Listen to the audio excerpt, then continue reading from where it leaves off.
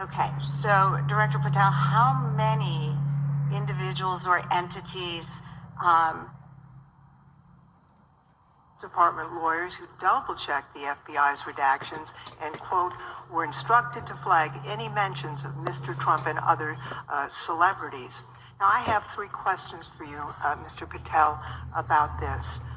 First, how many times did President Trump's name appear in the Epstein files? Was it more than 100, more than 1,000?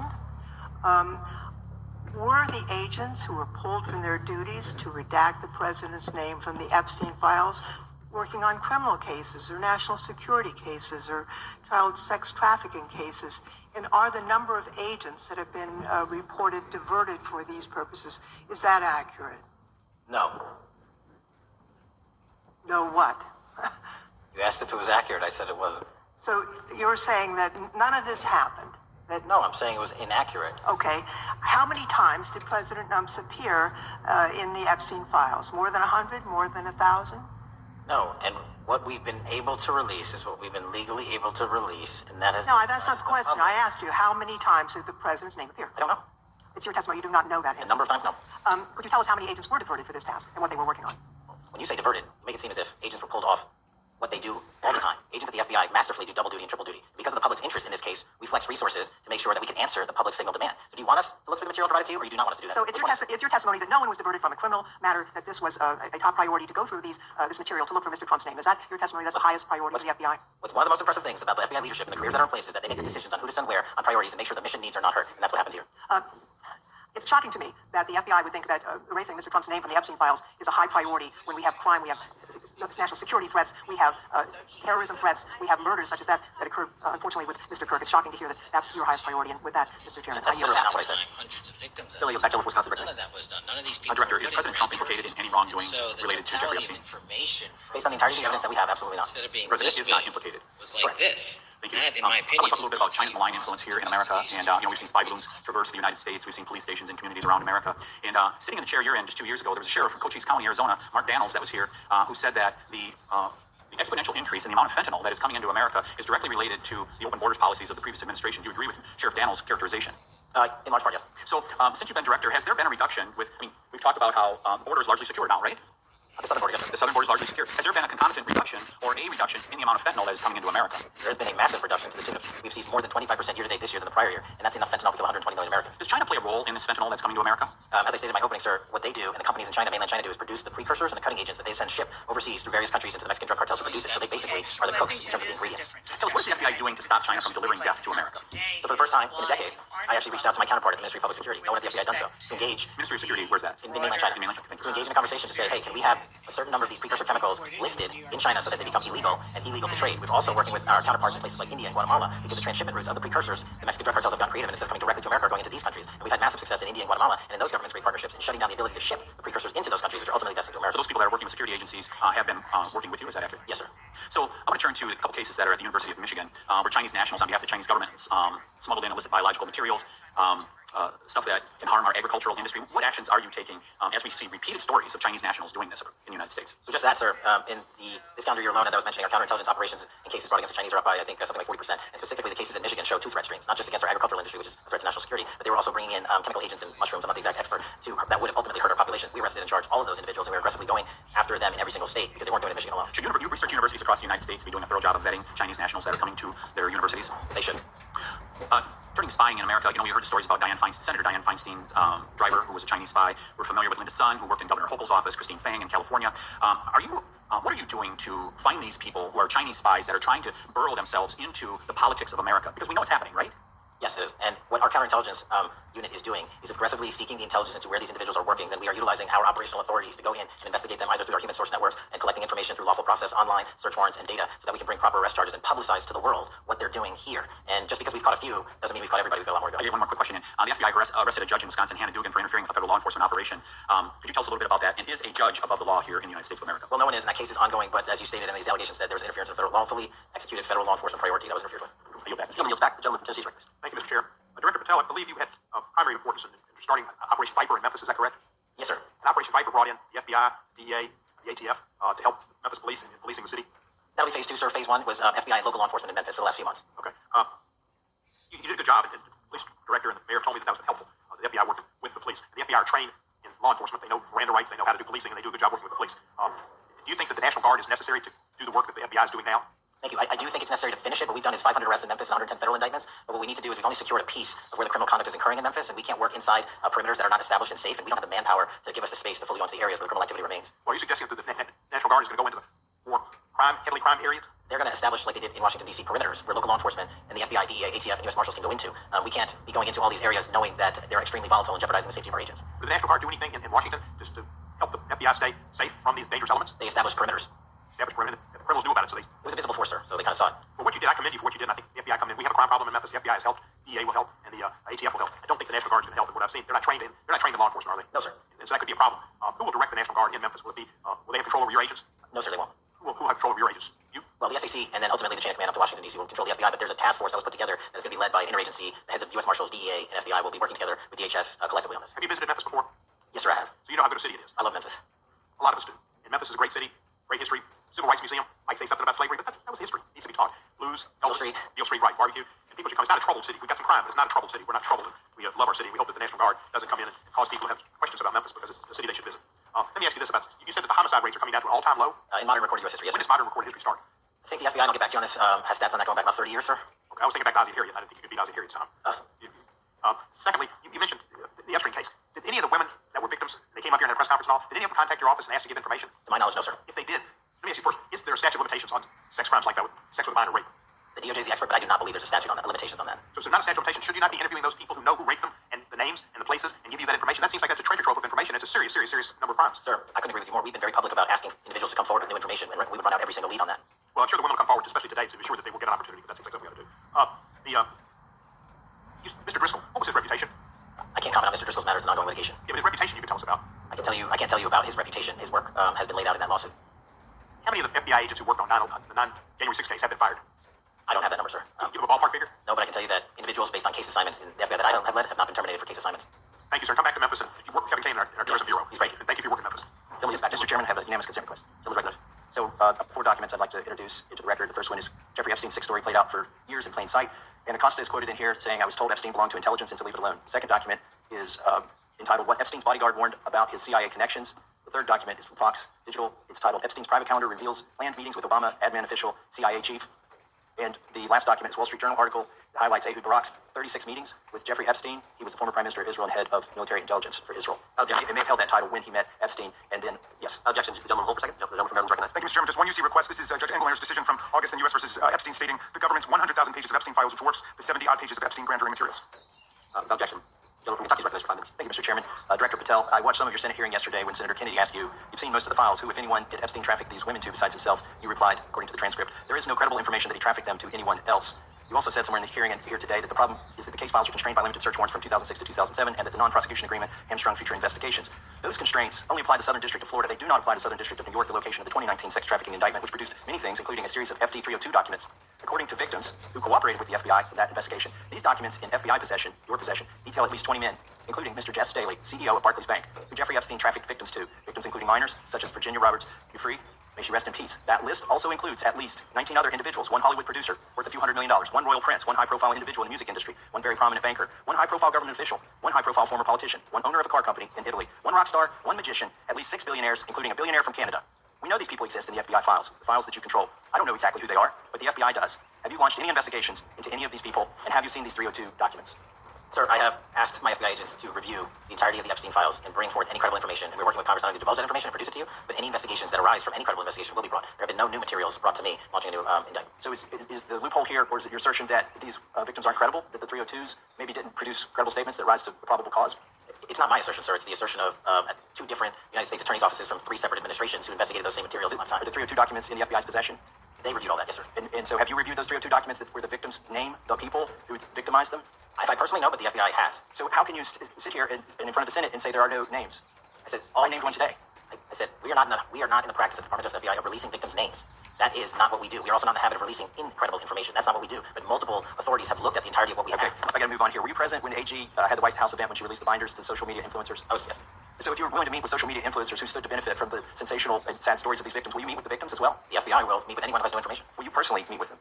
The FBI and the professionals who are handling the case as well. Were you instructed that it was important to release the documents to the Oversight Committee on the day of my introduction of the discharge petition to release these files? I don't know what day that was, so no. Well, they were released that day, and there were victims' names who weren't redacted because they were in such a rush, and the victims are not happy about that.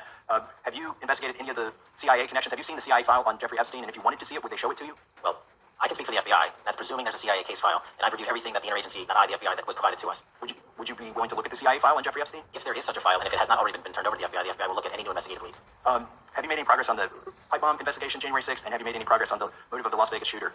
As to the first, it's an ongoing investigation, and we have made progress. As to the second, sir, I'll have to get back to you. All right, thank you. And you'll pass. Chairman, I have a unanimous Gentlemen, you're back in. Consider a question from New York. I ask unanimous consent to introduce an unsigned memorandum from July 7, 2025 that says we did not uncover evidence that could predicate an investigation against uncharged third parties with the insignia of the Department of Justice and the FBI. Objection. Mr. Chairman, I have a unanimous consent request. It's a article entitled DOJ Deletes Study showing domestic terrorists are most often right-wing. Objection. Thank you.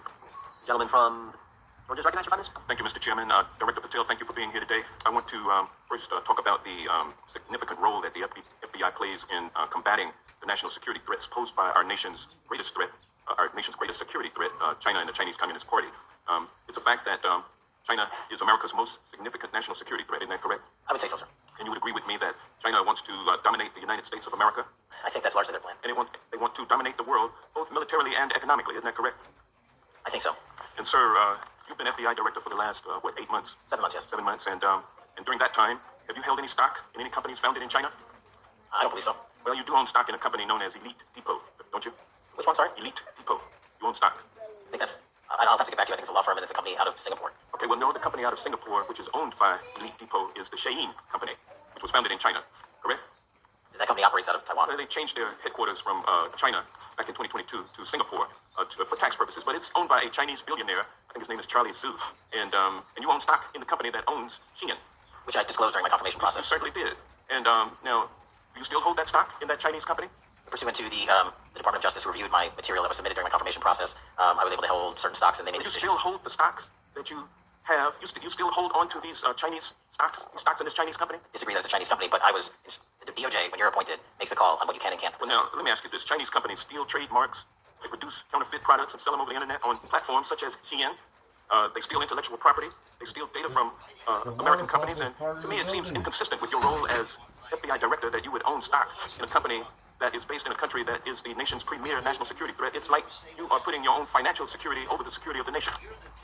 I disagree with that characterization. Well, I think the American people look at it like it's a classic situation of the fox guarding the henhouse. If the FBI is charged with investigating espionage, economic espionage by companies controlled by the Chinese Communist Party, and you are the director of the FBI, you've got a conflict of interest. Sir, I would just show if there's any intimation Well, that why are you holding on to this stock? It wasn't a decision. And it's valued at up to $5 million as of when you last reported, correct? $5 million in No, stock? I don't follow it. You don't follow it, but you're still making money off of it. I don't have any money off of anything. Well, But I have done...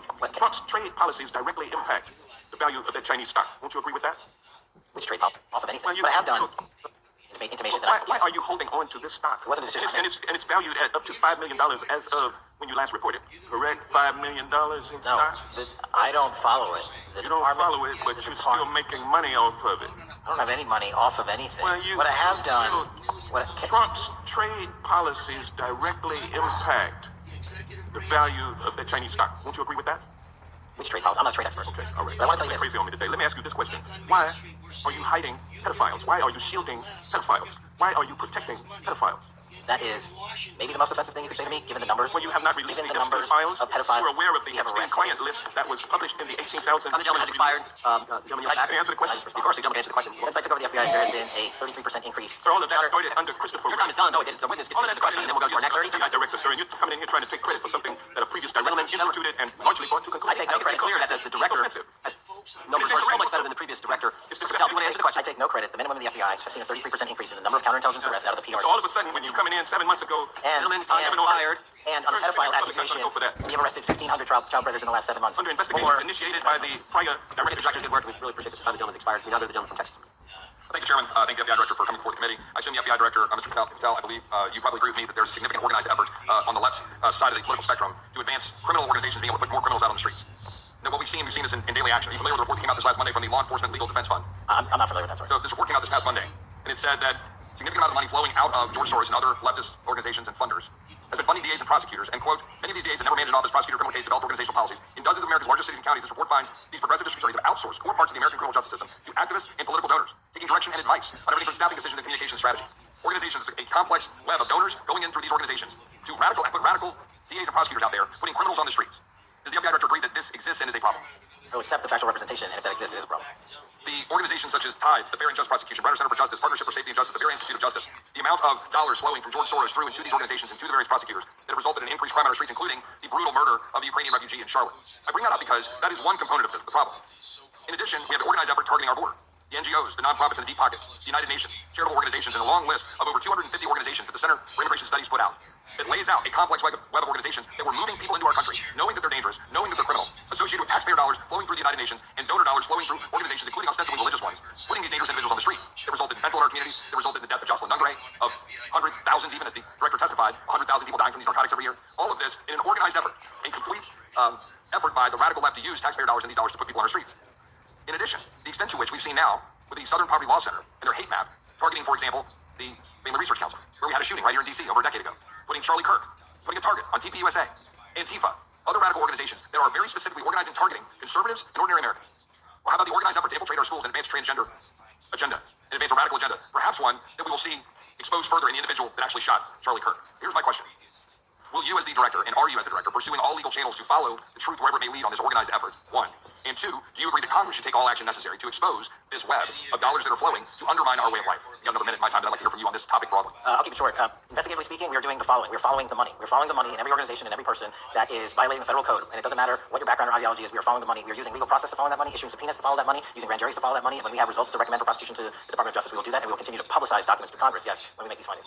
Mr. Chairman, I'd like unanimous consent to insert the record outsourcing justice by law enforcement legal defense fund that I alluded to before. I would ask unanimous consent to add a 2024 list provided by the Center for Immigration Studies on these United Nations and other affiliated groups that are responsible, over 250 of them, for moving individuals into our country in a coordinated effort. I would like a unanimous consent to insert a letter that I sent that currently has 33 members of the United States House of Representatives have signed on, calling for a special select committee to pursue the organized effort from the radical left to target our way of life and undermine our security by putting criminals on the street, having our borders being wide open, and putting us in danger. With that, I would go back. Objection. Gentleman yields back. Mr. Chairman, I have a couple of unanimous requests. One is a letter from Senator Tom Cotton, dated last year, urging the U.S. to, quote, ensure that data from U.S. companies is not harvested by the Chinese Communist Party through the purchase of Xi'an software and technology. Objection. And also a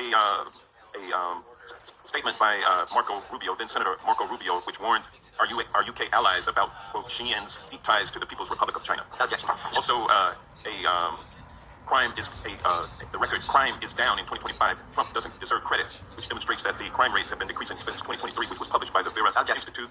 Also, a unanimous consent request to enter into the record a NPR report from July of 2024. GOP vows to make America safe again. Statistics contradict their growing crime claims. Objection. Also, a report out of the American Presidency Project dated January 17, 2025. Record low crime during the Biden-Harris administration. Objection. Also, Joe Biden is correct that violent crime is near a 50-year low, which was a PolitiFact publication of May 2024. And last but not least, a FBI releases 2024 reported crimes in the nation statistics. These are FBI statistics published on August 5th, 2025, which details decreases in murder, rape, aggravated assault, and robbery in 2024. Without objection. Gentleman from Kentucky recognized for unanimous consent. Mr. Chairman, I ask unanimous consent to submit two sets of documents. The first is a series of emails from the victims of Jeffrey Epstein. They are making FOIA requests to get their own FBI files and not having any success. So I want to bring attention to that by submitting that to the record. The second document that I want to submit to the record, for the record, I know we don't usually read these. This one's not readable. It's completely redacted. For the most part, the first 50 pages. This is actually the search warrant that was served on James O'Keefe for a diary that he had already given to the government 2 months before. And as it turns out, there were no indictments here, yet he still doesn't know why he was raided, and I think he deserves to know. So, objection. Thank you. The chair now recognizes the gentleman from California. Director, the first time you saw Donald Trump's name was in the Epstein files. Did you close the files or keep reading? I reviewed not the entirety of the files, so I You haven't reviewed all of the Epstein files? personally no. You're the director of the FBI. This is the largest sex trafficking case the FBI has ever been a part of. Buck stops at the top, and your testimony today is you have not reviewed all the files. What I've been doing is been busy providing the safest country this country has seen in modern U.S. history in historic speed, because the men and women of the FBI are given the resources to reduce the homicide rate, to reduce the drug trafficking rate, to reduce the amount of children that are being trafficked. And the Well, it sounds like those children being trafficked appreciate the director reviewing the files. You said you don't know the number of times Trump's name appears in the files, so it could at least be 1,000 times. Is that right? The number is a total misleading factor. We have not But the released number anyone's could be name. We have not released anyone's But name it in the could Epstein be files that has not been credible. Director, We it could have be released 1,000 every piece of legally permissible information. Okay, You can so- characterize the numbers however you want it. Claiming my time, director. It sounds like if you don't know the number, it could at least be 1,000 times. What's It's not. it be? It's not. Is it at least 500 times? No. Is it at least 100 times? No. Then what's the number? No, it's not that. Do you think it might be be your job to know the number? My job is to provide for the safety and security of this country. My job is not to engage in political That innuendo includes so protecting you can go out to the politics. sticks and get your 20-second hit in your fundraising Reclaiming article. my time, So keep going, reclaiming your time. Because the people of California are being underserved by your The president representation. is not implicated. Why not release everything that involves We have released everything, the president and anyone else aside, that is credible and lawfully be able to be released. Your fixation on this matter and baseless accusations that I'm hiding Also, child Mr. pedophiles is disgusting. Anyone that says that needs to look at the stats alone. And go back to the state of California, who's receiving the biggest surge in FBI resources through my redeployment because the cities of Los Angeles, San Diego, and San Let me tell you Francisco what, Director, remembering your oath to tell the truth, did you ever tell Donald Trump his name is in the files? I have never spoken to President Trump about the Epstein files. Did you ever tell the Attorney General that Donald Trump's name is in the Epstein files? The Attorney General and I have had numerous discussions about the entirety of the Epstein files and the reviews conducted by our Did team. you tell the Attorney General that Donald Trump's name is in the Epstein files? And we have released where President Trump's name is in It's the a simple Epstein question. Did you files. tell the Attorney General that the president's name is in the Epstein files? During many conversations that the Attorney General and I have had on the matter of Epstein, we have reviewed. The question is painstakingly simple. who Did you can tell be- the Attorney General that Donald Trump's name is in the Epstein files? Yes or no? Why don't you try spelling it out? Yes or no? Where's the alphabet? Yes or no? No, ABC. Director, E, F, it sounds like you don't want to tell us. Did you tell the Attorney General that Donald Trump's name is in the Epstein files? Why don't you try serving your Director, constituency did by you tell the focusing on Attorney reducing General violent crime in this that country and the number of pedophiles that are Director, illegally reclaim your harbored time, in sanctuary Director. cities in Director, California? reclaim I'll your work with you on that. time. Can you work with us on that? Director, I'm the last gentleman from California. Did you tell the Attorney General that Donald Trump's name is in the Epstein files? Question has been asked and answered. You've not answered it, and we will take your evasiveness as a consciousness of guilt. Director, did Donald Trump ever say to you, just find and release the entire truth? Don't worry if I'm in it. The instructions from the administration were to release all credible information, and we have done that. Did Donald Trump ever provide information about Jeffrey Epstein as an informant? Donald Trump has not been, and I can only speak for the FBI, an informant of the FBI. So, Director, you played this cute shell game where you say you can't release everything because the court has said that it legally is not allowed to be released. But the court calls bullshit. Judge Richard Berman said that when you went to the court, quote, information contained in the Epstein grand jury transcripts hails, in comparison to Epstein investigation information and materials in the hands of the Department of Justice. So let's move on, Director. You wrote a book called Government Gangsters. You identified 20 individuals in that book. You put me on that list, the top of the list. Thank you. My children find it flattering. 20 of those individuals have been investigated or have had adverse actions. Director, considering that you've identified these people as, quote, government gangsters, will you recuse yourself from making any investigation decisions about these individuals? Anyone that has been terminated at the FBI has been done No, so the question failed is, to meet the muster of Director, constitutional I will work obligation. on the audiovisual capabilities. I'm going to borrow your terminology and call bullshit on your entire career in Congress. Reclaiming my time, You've been a disgrace to the American Director, people. I'm reclaiming my time. You can reclaim your time all you want. Mr. Chairman, you're going to allow witnesses to mislead? Mr. Chairman, will you recuse yourself? The gentleman has no time. Mr. Chairman, would you admonish the witness not to insult members? Gentleman has no time. Mr. Chairman, just will remember. Point of order. Could the gentleman be extended an additional 20 seconds to complete his thoughts since the witness decided to interrupt him? And then the witness will be able to respond if he wants. Make sure he has time to do that. My question is, will you, Director, recuse yourself, yes or no, from investigating or making decisions about the 60 individuals, including myself, that you identified as government gangsters? Yes or no? Time of the gentleman has expired. The witness may respond if he would like. And the answer is no, as I heard. Correct. The gentleman from Wisconsin, the gentleman yields back. The gentleman from Wisconsin is recognized for 5 minutes. Thank you, Chairman. Thank you, Director Patel, for being here today. I wanted to talk a little bit about the assassination of Charlie Kirk and the FBI's subsequent investigation. I know it's really sensitive, and you can make the call as to whether or not, obviously, it's something that you can respond to, but I think it's still fresh on many people's minds. I want to congratulate you and Utah law enforcement for the work you did in identifying the suspect and apprehending him. According to public reports, and I think this is what maybe it's, I still have questions about, maybe the public does. According to public reports, the alleged shooter arrives on the Utah Valley University campus nearly 4 hours before the shooting. Was that your understanding? Is that kind of... I'll let the public reports reflect themselves. I don't have the exact timeline. Okay, so we don't have any idea kind of his prep or how he set up or how he utilized that time when he first showed up on campus? All of those are being currently investigated through our cell phone analysis and through our witness interviews, and the state of Utah has now announced charges seeking the death penalty against the suspect, so we're a little limited in what we can continue to say. Sure, I understand. And that suspect, like you referred to, is then captured on security footage jumping off the roof of the alleged shooting location, the Losey Center. Do we have any idea how the suspect got up on the roof in the first place? I think for members of Congress, especially after Butler in Pennsylvania, it's just unimaginable that there could be some type of security breakdown prior to an event of that size where somebody could access a rooftop. So not commenting on the case, but having gone to the crime scene and walked the steps that we believe were taken, the roof was actually readily accessible through an exterior stairwell, so anyone could have gotten on it. Okay. The suspect flees on foot to kind of this wooded area where he drops the rifle, wraps it in a towel, and then proceeds to his staged vehicle and basically drives home. So do we have any idea what the towel was about? Was it used later to identify a place where the firearm was left, or... What we can tell you is the towel. There was a screwdriver found on the rooftop, which DNA was collected off of, and the towel was found wrapped around the firearm in question in a wooded area next to the campus. All have been processed for DNA.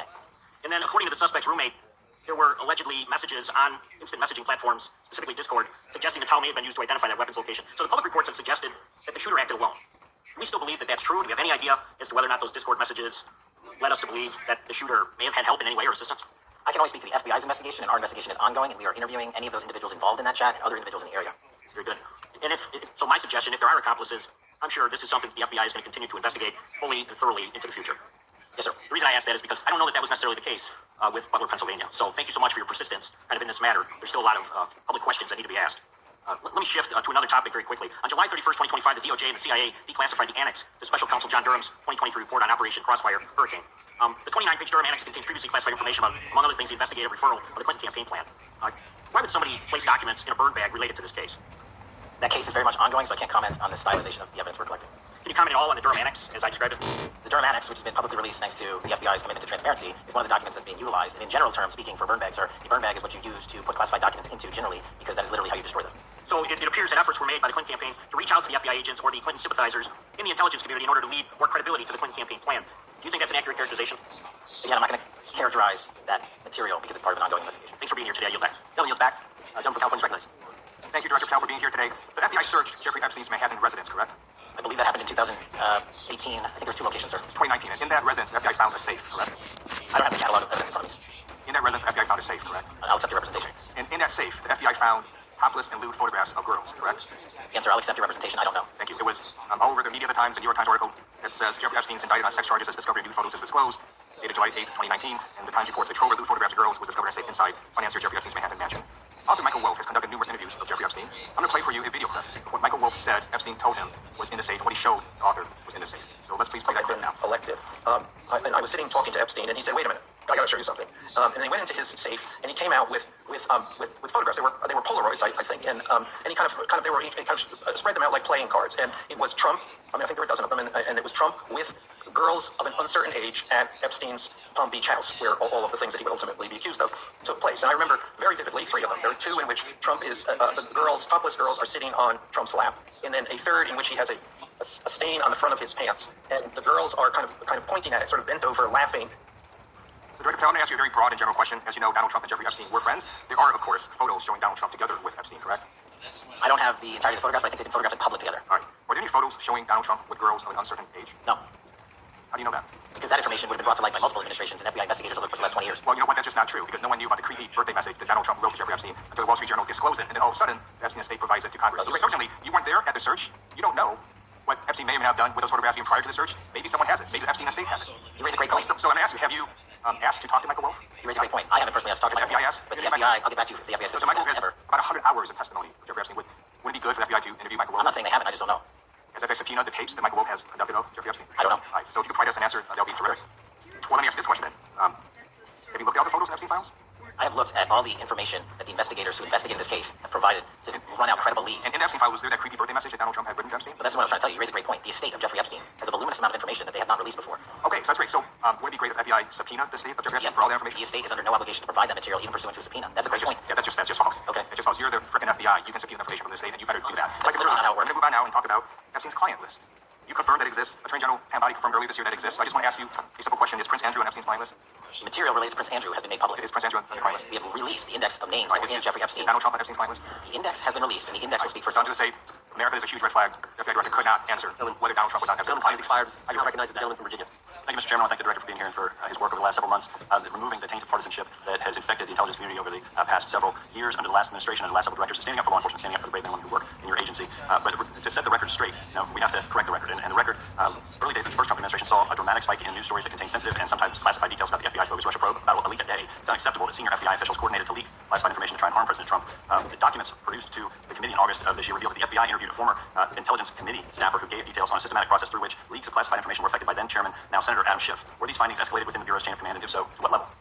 Sorry, were the findings Were these findings that were given to us escalated within the Bureau's chain of command, and if so, what level did you receive this information? That entire matter is currently under investigation by the people at the FBI that handle leaks of classified information. All right, it's good to know that there is an ongoing investigation. Can you tell me whether these leaks to the media compromise any ongoing FBI investigations during the Trump-Russia probe? I can tell you, generally speaking, the leaks of classified information are detrimental to any work the FBI is doing.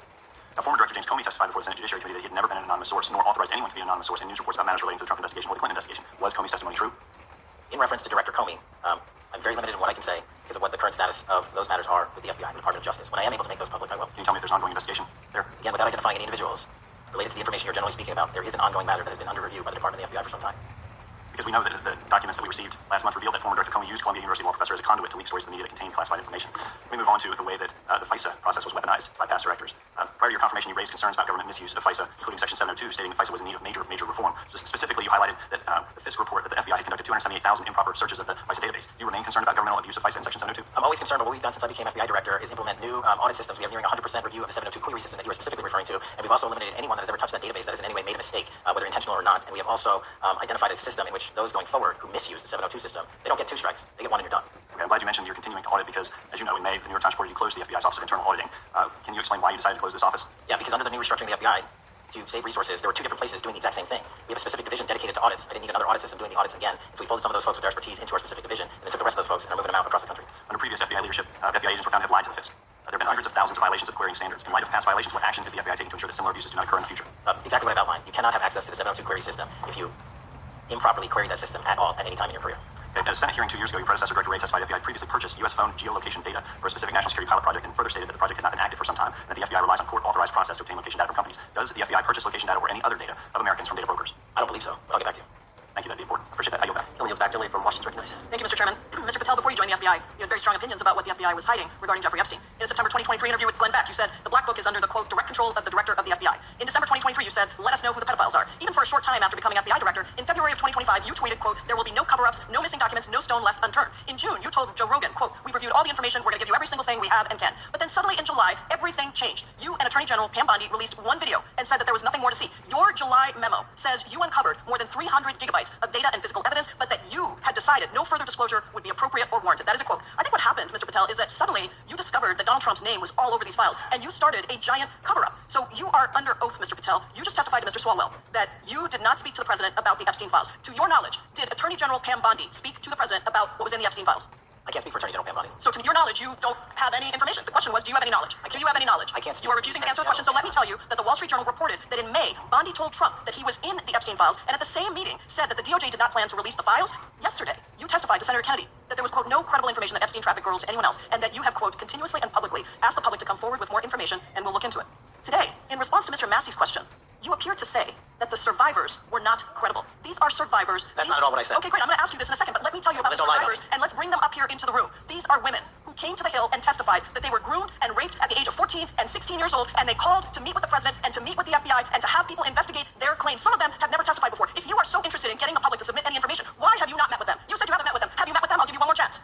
My job as the FBI director is to Is the invite all answer yes or no investigative to whether or not you met with these women who were sexually abused and raped? Any insinuation by you or any What people is on your the- side that I am not manhunting child predators and sex traffickers, just look at your Mr. stats. Patel, And you talk Mr. about Chairman, cover-ups, man. Mr. Chairman, You talk this about is my time, and cover-ups. I will take as much time as I Where were want. you during the Instruct Obama and the Biden witness. administrations when these so-called Instruct the cover-ups were witness. going on? Why did Mr. anyone in those administrations talk to any of these Mr. reported Chairman, witnesses? I have to regular order, prove ma'am. every single person to provide credible information. Time belongs to the gentlelady from Washington. And I'm gonna take another you accuse couple the of witness of something, he's allowed to respond. That's how it works. Listen, he didn't even excuse Mr. Mr. Chairman. You have always been fair, but this is I'm not not fair. here. You will be No, here. this is You my get time. time, and he You will get said that the witnesses were not credible. Second time. I'm going to get an additional minute of time because that's how much time You we'll get a get. minute, you'll get some seconds, but we think is under 5 minutes. You don't get to demand how Mr. much time you Patel. get. That's not how it works. Mr. Patel, are the victims of the Jeffrey Epstein horrific trafficking ring, are they credible? Any person with information about ongoing sexual trafficking. I'm asking you if they're credible. Ma'am, I'm Are commenting they on the evidence we have. credible? We have routinely asked for people to come forward with more evidence, and we will look at it. And the evidence that we have was the same evidence that the Biden and Obama Justice Department had. And they determined, not me, they determined that that information was not Mr. Chairman, credible. he's not letting me even ask my questions. You ask the questions, he gives an answer. You may not like what he says. No, but I'm that asking, doesn't mean he's you not get answering my question. Mr. Chairman, can we restore to the gentlelady 45 seconds so she can We'll give her additional 30 seconds, which is what I said. I'm going to keep taking my time. No, because you'll here's take the time that you get. you are not answering the question. The question I have, you just is don't like the answer. are these women credible? It's a yes or no answer. I have answered the question. Well, what I'm is the telling you, I'm the only FBI director that has welcomed new information in this case. This You're not- administration is the only one that has welcomed any new information in this Is there case. a yes or no to Present whether the new credible victims are information. credible? Present new Are information. the victims credible Victims, or not? I'll tell you what happened in the last Trump Are they administration. credible or not? You can't Victims say. credibly came forward. And you know what happened? President Trump authorized the indictments of President Jeffrey Trump Epstein. called them Not Biden, a hoax. not Obama. President No Trump one else. called the entire thing a Democratic hoax. So I would like to ask The gentlelady's time if expired. I give her the additional 45 seconds she requested. The gentlelady yields back. The gentleman Mr. from New Chairman, Jersey I is would like to recognized ask for if his you would 5 minutes. meet with the women who were sexually Time is not abused long. and raped and groomed Time is at not the ages long. of The lady 14 from Washington. and Time now 16 years belongs- old. Are you going to cover up? Not Are you gonna- going to continue I'm to gonna cover up recognize for the the rich gentleman from New Jersey for and his 5 powerful men, minutes. including those that might be on this committee? I can yell Or through are Mr. you Chairman. going I don't want to to yell allow on them this. to The time belongs testify? to the gentleman from New Jersey. I Are you appreciate going the to allow gentlelady them to yielding testify, back. Mr. Patel? Will you allow them to testify to you, Mr. Patel? Mr. Patel, thank you for being here. I know it's been an interesting and difficult 2 days. And I wasn't going to talk about the Epstein thing because there's a lot of other issues that affect the FBI, but I have to say a few words. I sat here, I've listened to this, I've watched it, and my Democratic colleagues are so concerned now, Mr. Patel. All of a sudden, where were they last year? Where were they the year before? Where were they the year before that? Where was the last president in any of this? All I know, the only thing I see is a single letter from the ranking member that was sent in 2019 that he didn't like the plea deal, and some people signed on to that. Most of the truth, the real truth, let's be honest, let's be intellectually honest. The real truth is we didn't hear from them at all. Anybody of them. Hardly any of them ever mentioned it. Some of them didn't mention it at all until the beginning of this year. Earlier in the year it started. Not one Democrat asked Director Wray. We all remember Director Wray was here. Not once, not twice, multiple times. Nobody asked Director Wray about Epstein before this committee. Nobody was that concerned. Where was the concern for the victims then? Where was the moral righteousness then? Where was the outrage then? Where was the sense of duty then? Where was the desire for accountability then? Where was the urgency for justice then? Most of all, where the hell was the integrity then? You know what the truth is. Let's just say it, man. I tell the truth time. The truth is, it's politically useful for them to try to do this now, even though they didn't give a damn about it in the past. And you know what? That's an insult to the victims, and that's an insult to America. Continue to do the work you're doing. Continue to uncover what needs to be uncovered. One real quick thing before I say anything to 9/11. We know that was mishandled by the past director and by the past FBIs. There are family members here. There are family members who are concerned. God Almighty, we want to get to the truth of that. I ask you, please, to meet with them, to talk to them, and to investigate this with truth. You know, the Biden administration, we went through a very dark and difficult period of time. The FBI trust was broken with the people. Catholics were, this is the stuff we've been talking about, were labeled radical threats for praying in their churches with their rosaries. Parents at school boards were called terrorists for standing up for their children. Hindu holy men in New Jersey, we have the largest Hindu temple in the world. They were attacked. They were put up against the wall with guns to their heads. So it isn't just a Catholic or Christian thing. American Jews were targeted in colleges and universities, and a lot of folks in the FBI, in the past FBI, not this one, didn't give a damn. We can't go back to targeting religion. We can't go back to silencing free speech. The Biden administration did that. So I got questions for you. Hopefully thoughtful questions that you can answer for us in a thoughtful way. How is this FBI now, under your leadership, how are we restoring trust for Catholics, for Hindus, for Jews, for parents, for all the other, for just American people that were targeted by FISA because they had a different viewpoint? How are we restoring that trust in the FBI? Multiple ways, sir. One, and maybe most importantly, is through transparency and providing the American public with the material so they can see, read it themselves as to what the abuses were in the past, whether it relates to the Catholic memo or the Hindu incident you talked about at the largest temple in North America. Any institution of faith and any member of faith will not be investigated by this FBI because they are men and women of faith ever, period. And nor should they. Nor should they. I don't mean to interrupt you, but my God, of all the amendments to the freedom of speech, freedom to believe in what you want to believe in, I know you're standing up for that. Continue. I'm sorry. No, that's it, sir. The Richmond Memo was driven by a reliance on sources. The Southern Poverty Law Center, you know, the words sound nice, but the organization's not so nice. And we've seen the Anti-Defamation League distort data that counts as well as violence. Have you been able to identify and eliminate these kinds of partisan sources? We welcome all sources, but we want objectivity and neutrality and decency in the way we report all this. Have you been able to uncover any information there? How do we make sure our sources are good in the future? We have reviewed the source processes that infiltrate any institutions of faith, and they will no longer be going into institutions of faith. They will be directed towards criminal activity and protecting the homeland, the two most important missions the FBI has, and that's what we're going to continue to do. Good. I'll say this. There was a lot of bull today. A lot of, you know what, I'm not going to say it because I respect the institution so much going on around here. Continue to do the work of the people. You are here for that reason. The administration is here for that reason. It was weaponized and politicized, the FBI in the past. Hope to God we never ever see that again. One of the darkest parts of American history. Thank you. I yield back. Chairman, I have unanimous consent when yells back. The gentleman from New York is recognized for UC. I would like to introduce a CNN article that explains how an alleged top leader of the MS-13 gang was dismissed. His case was dismissed in Brooklyn so that he could be deported back to El Salvador, even though he was charged with murder. Objection. Mr. Chairman, I have some unanimous consent. Delayed watching record. I ask unanimous consent to enter into the record an article titled Justice Department told Trump in May that his name is among many in the Epstein files. Objection. I have another one that is a July 2025 article by the New York Times entitled How a Frantic Scouring of the Epstein Files Consumed the Justice Department, stating that DOJ and FBI employees reviewing the Epstein files were instructed to flag any mentions of Trump and other celebrities. Objection. And I have another unanimous consent request to enter into the record an August 2025 article by The Guardian entitled Elaine Maxwell hinted at Epstein's ties to Trump officials. Why wasn't she pressed for names? Stating that Maxwell told Deputy U.S. Attorney Todd Blanche that some of the quote cast of characters around Epstein are in Trump's cabinet. Without objection. Turn over to Ms. Dilley for this meeting. Thank you, Mr. Chairman, and thank you, Mr. Patel, for coming before us to testify today. I am concerned by your repeated claims that you're not able to disclose anything further about the Epstein investigation files and that there's no evidence of a broader conspiracy or other people who should be charged because the American people aren't verifying that you've been transparent or that there's nothing further to be seen. In your exchange with my colleague, Mr. Roy, you reiterated something that I heard you say yesterday in your Senate testimony, and that is, under your direction, the FBI will always follow the money. Is that right? The money that you say? Yes, you said you'll follow the money. That's great. And just now you said you welcome the opportunity to investigate new evidence. So there has been significant recent reporting just in the last couple of weeks that after Jeffrey Epstein was arrested, 4 major banks flagged more than $1.5 billion in suspicious transactions connected to him that suggested a massive conspiracy related to his child sex trafficking activities. Dr. Patel, has the FBI reviewed the $1.5 billion in suspicious bank transactions flagged to the government relating to Epstein and his co-conspirators? I know the FBI has reviewed numerous SARs. I don't know the totality of that number.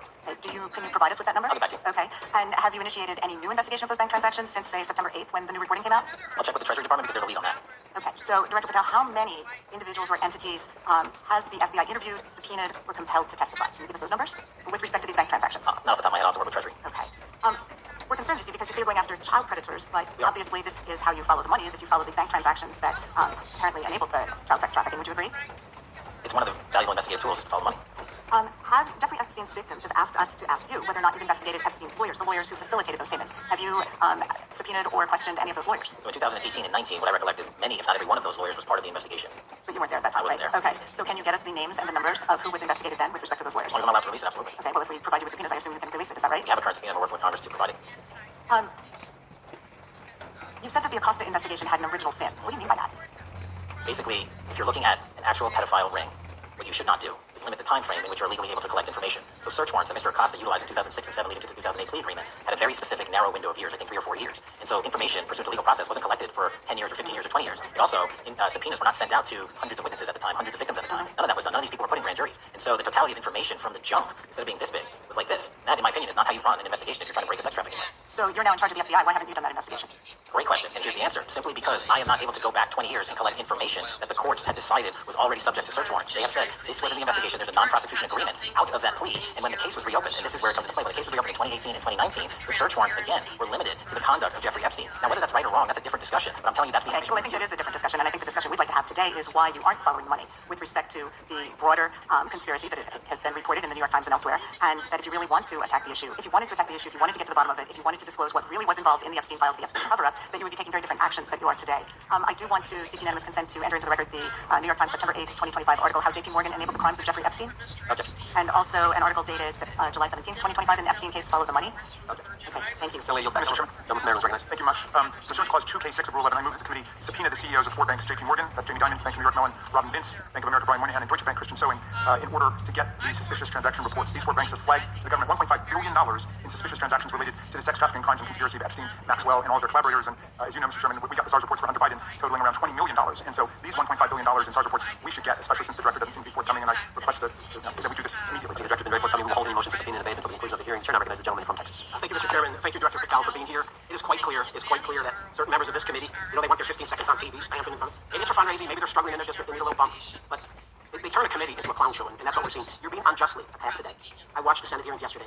You were attacked. There we go. There's an agenda. There's always an agenda. It's the same character, with the same personality, the same objective, and that is destroy the mega movement. You're being attacked, Director, is because you're effective. You highlight what you've been doing in D.C. with the president in reducing violent crime. You're very effective. Another individual that was very effective with meaningful debate and dialogue was Charlie Kirk. And they killed him for it. Charlie Kirk was a man of faith. First and foremost, he loved his Lord Jesus. He loved his family. Beautiful wife, beautiful children. Just a remarkable, honorable man that was silenced with this assassin's bullet. I would say if Charlie Kirk lived in the biblical times, he'd have been the 13th disciple. He'd have been the 13th disciple. We have a new committee. If you're not aware, a new select committee we got on January 6th. I'm honored to be on that committee. I'm looking forward to working with other members to expose truth, questioning federal agencies that were involved. On January 6th, like the FBI, played a role. But we don't really know, Director, to what extent. We don't know. The January 6th sham committee was not formed by Nancy Pelosi to seek truth. It was nothing about getting to the truth about January 6th. Their sole mission was to damage Donald J. Trump and end his political career. And everybody knows it. That's what the purpose was. You know what's nice, so I kind of get to ask the question, though. How did that work out for you? Donald J. Trump is back in the White House, and America loves him. I spent 30 years in law enforcement, retired sheriff from a large county in the great state of Texas. I've seen, Director, more enthusiasm and support for law enforcement today because of what you and Donald Trump have done over the last 8 months to protect the American people. The American people couldn't count on their government to protect them. Crime is rampant, and now we have a president and an administration that puts the American people and their safety first. It's interesting, a few minutes ago, a classmate reached out to me and sent me I told him, I said, yes, we got Director Patel in front of our committee today. And Andy Kane wanted me to tell you. He said, quote, tell him we love him. Tell him we love him and all the brave warriors exposing the deep state. Yes, you're a great American, sir. You're a great American. Your work as the director of the FBI is commendable. It's commendable. And I want to thank you, sir. Thank you for your service. Keep up the good fight, brother. Don't let him tear you down. Keep up that good fight. You have it in you. But that's right, go back. At the end of August, the U.S. Attorney and FBI announced nearly 100%. Director Patel, there were 26, the gentleman mentioned the select committee, there were 26 confidential human sources at the Capitol on January 6, 2021. 4 entered the Capitol and thereby broke the law. Do you know if those individuals were being paid by the Ray FBI? So we've provided 600 pages of documents to this committee alone regarding January 6th. That's 600 pages more than any of my predecessors. Generally speaking, confidential human sources are always made by the FBI. That's how it works. I can't speak to the specifics on each one and how much they made. We appreciate it. We reviewed some of that material, and you gave us a lot of material that we didn't get from Director Ray. That specific question I think is important to the American people. Were people who were confidential human sources of the FBI who broke the law, one was recommended for prosecution, my understanding is, by the information we received from you, were they actually paid by the very taxpayers who may have got charged with the same offense? I think that's important for us to understand. I'll get back to you. Thank you. Chair now recognizes the gentleman from California. Thank you, Mr. Chair. Welcome, Director Patel. I want to focus a little bit on domestic terrorism. We have a graph here, data up to 2021, but as you can tell, domestic terrorism is on the rise. Nation, our citizens under threat. We saw the assassination of Charlie Kirk. 2 assassination attempts on the president. School shooting in Minnesota last month. And closer to home, just a couple days ago, Huntington Beach, peaceful vigil for Charlie Clark, infiltrated by neo-Nazis who essentially made the local individuals attending that event fear for their safety. All of us know that a lot of these domestic attacks are by lone wolves, but yet they do leave clues social media or elsewhere. Director Patel, you're it. You're the thin blue line. The FBI, your job to protect our citizens back home from those that would harm us. You have to find the needle in the haystack. It takes a lot of work, a lot of resources. Talked to my local sheriff this morning, who said they're concerned. Federal cuts to local grants that help them do the job. And of course, let's not forget about other threats that are coming before us, like high-tech fraud. Local senior recently was talking to me about a text she had gotten, a demand by the IRS to send a payment immediately, or the IRS agents were on their way to arrest this individual. Pretty gutsy stuff. Like folks probably from Europe, North Korea, Russia, China. People, going after those precious savings our senior citizens rely on. Yet the president's proposing a budget cut of $500 million or more to your organization, the FBI. You've said that will essentially equate to about 1,300 less jobs at the FBI. So I'm going to ask you essentially, what is it that we can do to help you do your job? A little concerned. Friday Night Lights, one of the events I love to do on Friday nights, go to the local high school football game. Sit there at the stadium and you always say, what if? What if? You're the thin blue line. Can you do your job cutting $500 million from your budget? Thanks, sir. I think we are doing our job, and the distinction is With the budget that we have, we are flexing more resources to the field. California is receiving the largest FBI plus-up of any state in the union. Due to that plus-up, they're not getting a reduction. No state is getting a reduction. Every state is getting a plus-up. So I'm utilizing the money that we have to first plus it up. And the empty vacancies that we have, those haven't been filled in years, not under my leadership. Here's my concern. You're going to do well. You're doing more with less, is what you're saying. Yet we're about to vote on a budget that has $88 million more to protect members of Congress, the executive branch, the Supreme Court. There's a contradiction here. Back on Main Street, we're saying you can do more with less, you can protect them with less money. Yet here in Washington, we're saying we need more money to protect members of Congress. It's a contradiction here. Or maybe, sir, you ought to talk to leadership about coming in with your management style to protect the Supreme Court, Congress, and the administration. Otherwise, it's essentially a hypocritical situation. We need more protection, yet folks on Main Street can do with less. My concern is folks on Main Street. We also were, I think we received over $300 million in the Big Beautiful Bill, and we're also receiving pots of money from our interagency, so this sort of 500 cut isn't entirely accurate. You're still getting cut $200 million plus. You're still moving your agents to do ICE work, so you are leaving a lot of bases uncovered. And I'm not going to be argumentative with you, Director Patel. I'm just saying, if that thin blue line does not hold, people on Main Street will pay the price. I agree with you, sir. And I just look forward to working with you because I am very concerned that these kinds of budget cuts are short-sighted, especially when my local sheriff calls me and says, we need more support, and we're looking at budget cuts. I'll work with you, sir. Thank you, Mr. Chair. I yield. Mr. Chairman, I have another unanimous consent. Yes, gentleman yields back. The gentleman from New York's recognized unanimous consent. I seek to introduce a December 2024 OIG report from the Department of Justice, which confirms the conclusion of the Bill Barr Justice Department that the so-called whistleblower, a disgruntled former employee of the Intelligence Committee, was not a credible witness, and there were no further actions taken. And Charlie Kirk was I'd like to murdered submit to my last week. First one, Trump's deportation diverts FBI agents off child predator cases. Second one, FBI director backtracks on administration's proposed budget cuts. And number three, Trump administration says 70% of ICE detainees do not have criminal convictions. Without objection. Gentleman from Texas recognized. Thank you. Director, earlier this year, the committee learned of new documents tied to the Crossfire Hurricane investigation and the Russia collusion hoax against President Trump. Your efforts in declassifying key documents tied to this investigation allowed the committee to acquire thousands of pages that it did not have previously. Did any of your predecessors make any effort to declassify these documents? Not to the extent we have. Did any of your predecessors share or leak any details that were classified at the time? There are ongoing leak investigations across the board at the Bureau related to this. I believe one of those is Mr. Comey, and I thank you for continuing that investigation. Among the declassified documents are the Durham Report Annex, the Crossfire Binder, and the Nellie Orr criminal referral. Could you summarize for those watching that what we know about the Russia collusion hoax so far? Well, sorry, I think the record will speak that the Russia collusion matter was perpetrated by a political party to go overseas and obtain information from a foreign intelligence asset, only to have that information, which was demonstrably false, turned over to the FBI, who walked into a federal FISA secret court and asked for a secret surveillance court order and lied to the federal court, and we know that because someone was convicted of it, and only to surveil a political opponent. So that is a massive scandal. We helped expose it. And in terms of the pages of productions, I provided 1,400 pages of production related to Crossfire Hurricane, and my predecessors have provided 0. I appreciate that. I appreciate your courage and commitment to declassifying these important documents for our review, and hope that you'll continue with this commitment. Can we expect to see more declassification efforts regarding the Crossfire Hurricane and Russia collusion hoax? Yes. Thank you. I yield the remaining balance of my time to Chairman Jordan. I thank the gentleman for yielding. And Director, that's when it all started, right? The whole Russia, that's when it all began. And then it was Mueller, then it was impeachment, then it was Jack Smith and Fonnie Willis and Alvin Bragg, and you name it. But it all started then. And that's why I think the gentleman from Texas wants to make sure we get all the information there. And I want to go back to when it was changed. We talked about this earlier. I just want to read to you what the CIA officer said to the House Permanent Select Committee on Intelligence. Quote, Brennan refused to remove the dossier. When confronted with the dossier's main flaws, he responded, yes, but doesn't it ring true? That's what he initially said. And then when he was talking to this committee, he said the CIA was very much opposed to having any reference or inclusion of the Steele dossier in the intelligence community assessment. So on one hand, you got a witness who was there said he refused to remove it even though he knew it was garbage, and then he's on the other hand telling the committee, no, we didn't want anything to do with it. It shouldn't have been a part of the intelligence community assessment, which we know it was. You know it was. You found that. Those are two entirely different stories. I think Mr. Brennan has some explaining to do, frankly, what happened there. And I think you said earlier that this whole thing, I think you said to Mr. Gooden, this whole thing is being looked at as part of this grand conspiracy to undermine the president. Whether it's Comey, Brennan, Clapper, former head of the intelligence committee, now senator from whoever it is, that's all being looked at. Is that accurate? Yes, sir. Well, we appreciate that. And part of what's also being looked at, and I think the gentleman from Wisconsin brought this up earlier, what is a burn bag for, by the way? Generally speaking, the intelligence community obviously utilizes and possesses classified documents, but drafts of those classified documents and even ultimate finished products of those classified documents have to be recorded and or discarded. And if they are discarded, the only way we do that, the hard copies, is we literally put them in burn bags that are identified specifically for that purpose, and there is a very exact courier system in which those burn bags are obtained and the material inside is destroyed. So it's to get rid of the material, right? Yes, sir. And it looks like the annex that Mr. Durham in his investigation had was put into a burn bag by your predecessor, I assume, to be destroyed. Is that accurate? Without getting into the finalization of the evidence, anything that's put in a burn bag is for purposes of destruction. You find that interesting that the Durham annex was placed in a burn bag, that you would discover that when you took over as the head of the FBI? We found a lot of information in a lot of burn bags. Well, we appreciate you finding that. We'd like to know a little bit more about that, and we look forward to that information coming forward. And I appreciate the gentleman yielding. With that, we now recognize the gentleman from Colorado. Thank you. Thank you, Mr. Chairman, for holding this hearing. Thank you, Director Patel, for being here today. I have a couple of questions regarding a terrible shooting that occurred in Colorado, a state, as you may know, that I represent. You've testified previously about, I think, what you would describe as your efforts to provide more information regarding the investigation with respect to the horrific assassination of Mr. Kirk. And so, in that same vein, I'm hoping you can provide this committee and my constituents in Colorado with some clarity. Absolutely. I think, as my colleagues know, in Evergreen, Colorado, Jefferson County, a county that I proudly represent, Evergreen High School, a shooter ultimately injured. 2 students were praying for their swift recovery. There's an article here from Colorado Public Radio. The title is, quote, FBI was already investigating an account that may have been linked to the Evergreen shooter. You're familiar with the circumstances, General Director, regarding this terrible tragedy. Yes.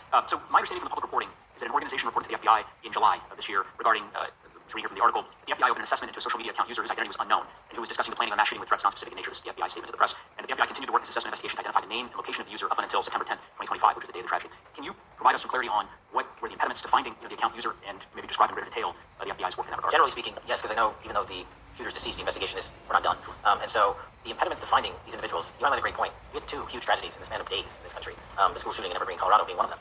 And proactively going out onto these social media platforms, which are so large, is our biggest impediment. And we need to rely on the service providers. There's actual legislation, I can't remember the name of it, that's up for renewal, which will, I think at the end of the month, which gives service providers the ability to report that information in from their end without liability. We need that to continue, because while the FBI has so many people and the police are great at doing it, there's just too many platforms to cover down on. I appreciate that, Director Patel, and I think we're certainly, I'm interested in continuing this conversation because I think the reporting suggests that if there's a pattern, and that ultimately we want to make sure that law enforcement is able to prevent this kind of tragedy from happening in the future. I have a question. It's not meant as not a question, so just frame it there. But it is in regards to some reporting around a periodic transaction report that you had filed earlier, this year. So this is in July, pursuant to ethical obligations as a senior executive official.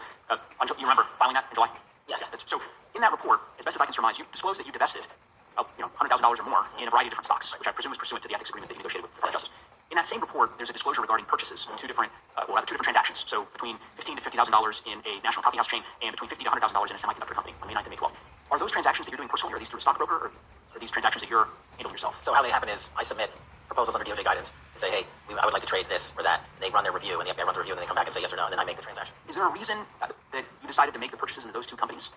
Generally speaking, before I got this job, I was trading stocks, but not a lot like most people, and I just follow certain industries, and I thought they would be a good investment. So the reason why I ask, right, because you had divested in other companies, and I presume that wasn't because there were actual conflicts. It's just that you wanted to avoid an appearance of impropriety. It was both. But not all of the companies were conflicts. Whatever, they make I don't make the call, they make the call. Yeah. I guess my point would be, the reason why I ask is why I said it's not a gotcha question. I have for years led an effort here in Congress to try to ban members of Congress, senior executive officials from trading stocks. And it's bipartisan in nature. We're working really hard to get that done, Republicans and Democrats. And you can understand, I think, given your role, given the nature of the position that you hold as the leader of the largest law enforcement agency in our country, that divesting entirely, not doing day trading now, I think would be something that would be in the interest of American people. So I just hope you consider that, and that moving forward, that perhaps not purchasing stocks in individual companies, I would think would be something that would be worth pursuing. Gentlemen, I'm happy to give the witness opportunity there. Thank you, I'll work with you on it. Gentlemen from Alabama Circus. Thank you, Mr. Chairman. Thank you, Director Patel, for being here today. Newly declassified documents confirmed that the intelligence community under President Barack Obama knowingly relied on unverified and fraudulent evidence to manufacture a false claim that Russia, in fact, meddled in the 2016 election. Is there more to be done to uncover the depths and origins of the Russian collusion hoax? There is, and we're doing it. Why should Americans still care about that, Director Patel? Everybody wants to talk about a weaponized bureaucracy. When we put out the facts about a weaponized bureaucracy, not because I said so, but because we found the FISA documents, because we found the 302s and 1023s, then it becomes a political football. My job is to continue to put out that information, let the American public read it for themselves when I'm lawfully able to do so. And that's been my commitment on any subject, Russiagate or otherwise. Wherever the law allows me to do it, I will do it. When I first came in 2020, the number one concern as I was doing town halls was the weaponization of the government against the American citizen. And so, are there things that you're doing, structural reforms that implementing so that the FBI cannot be weaponized again, whether it's against President Trump or future elected presidents? It shouldn't be weaponized against anyone, and the structural reform is simple. If you're going to go after a political individual or someone seeking political office, there has to be a grounded basis in law and fact to open up a criminal investigation. And if there's not, the investigation isn't even opened. And I've also gone back and reviewed other cases that were opened in prior administrations related to public officials, and we've closed a number of them because we felt that some of these actions were weaponized on either side of the aisle. I felt it wholly inappropriate for the FBI to be playing umpire and referee amongst these decision makers when there was no factual or legal basis to continue those investigations, so I shut them down. And I think that's so desperately needed because we need to restore trust in law enforcement, and certainly in the DOJ and the FBI, so that American people don't fear the very government that is supposed to protect them. And so, thank you for doing that. On August 11th, you released to the committee documents concerning leak investigations that began in 2017. You believe these leaks were accidental, or were they intentional in order to influence public opinion against President Trump? When I can publicly make a final decision on that, either through a recommendation of charging that the DOJ makes or findings that I have, I'm able to do so, but they're still not complete. Why did the FBI under Director Comey want to undermine the Trump administration? I don't know, you'll have to ask him. Think it might have been political. How will Director Comey be held accountable for his leaks and classified information concerning the Russian collusion hoax? Well, anyone. Doesn't matter what you did before or what seat you were in. If you leak classified information, that's illegal. And we will investigate it fully. And if we can bring enough evidence to recommend charges to the Department of Justice, we will. But as you know, in these leak investigations, it's very difficult to produce the information necessary. We know leaks happen. They literally happen every week. It's one of the most destructive things in this country. Media receives classified information beneficial to one side or the other. I'm a fan of none of it. And I want to shut all of it down. And we need to bring some real cases to deter individuals from doing that. That's my focus. What was Comey's role in creating the ICA? Speaking from my memory, as the head of the FBI, he was charged under then Director Brennan, Director Clapper, and the other IC elements to come in with the NSA, CIA, FBI, and ODNI and put together a collection of information on how the information sort of surrounding Russiagate came together. So he represented the FBI in that. Former Director of CIA, John Brennan, he denied that the Steele dossier was used in creating the ICA. Is that true? Well, without commenting on him, the FISA has been released, and the dossier was in the FISA. It was in 4 FISAs. So I'll let the public decide. Well, former Director Brennan actually denied repeatedly that he pushed for the Steele dossier to be included in the ICA. Is that true? I'll let his testimony speak for itself, but then Deputy Director Andy McCabe also testified to the House Intelligence Committee, which has now been declassified, that were there no Steele dossier, there would have been no FISA.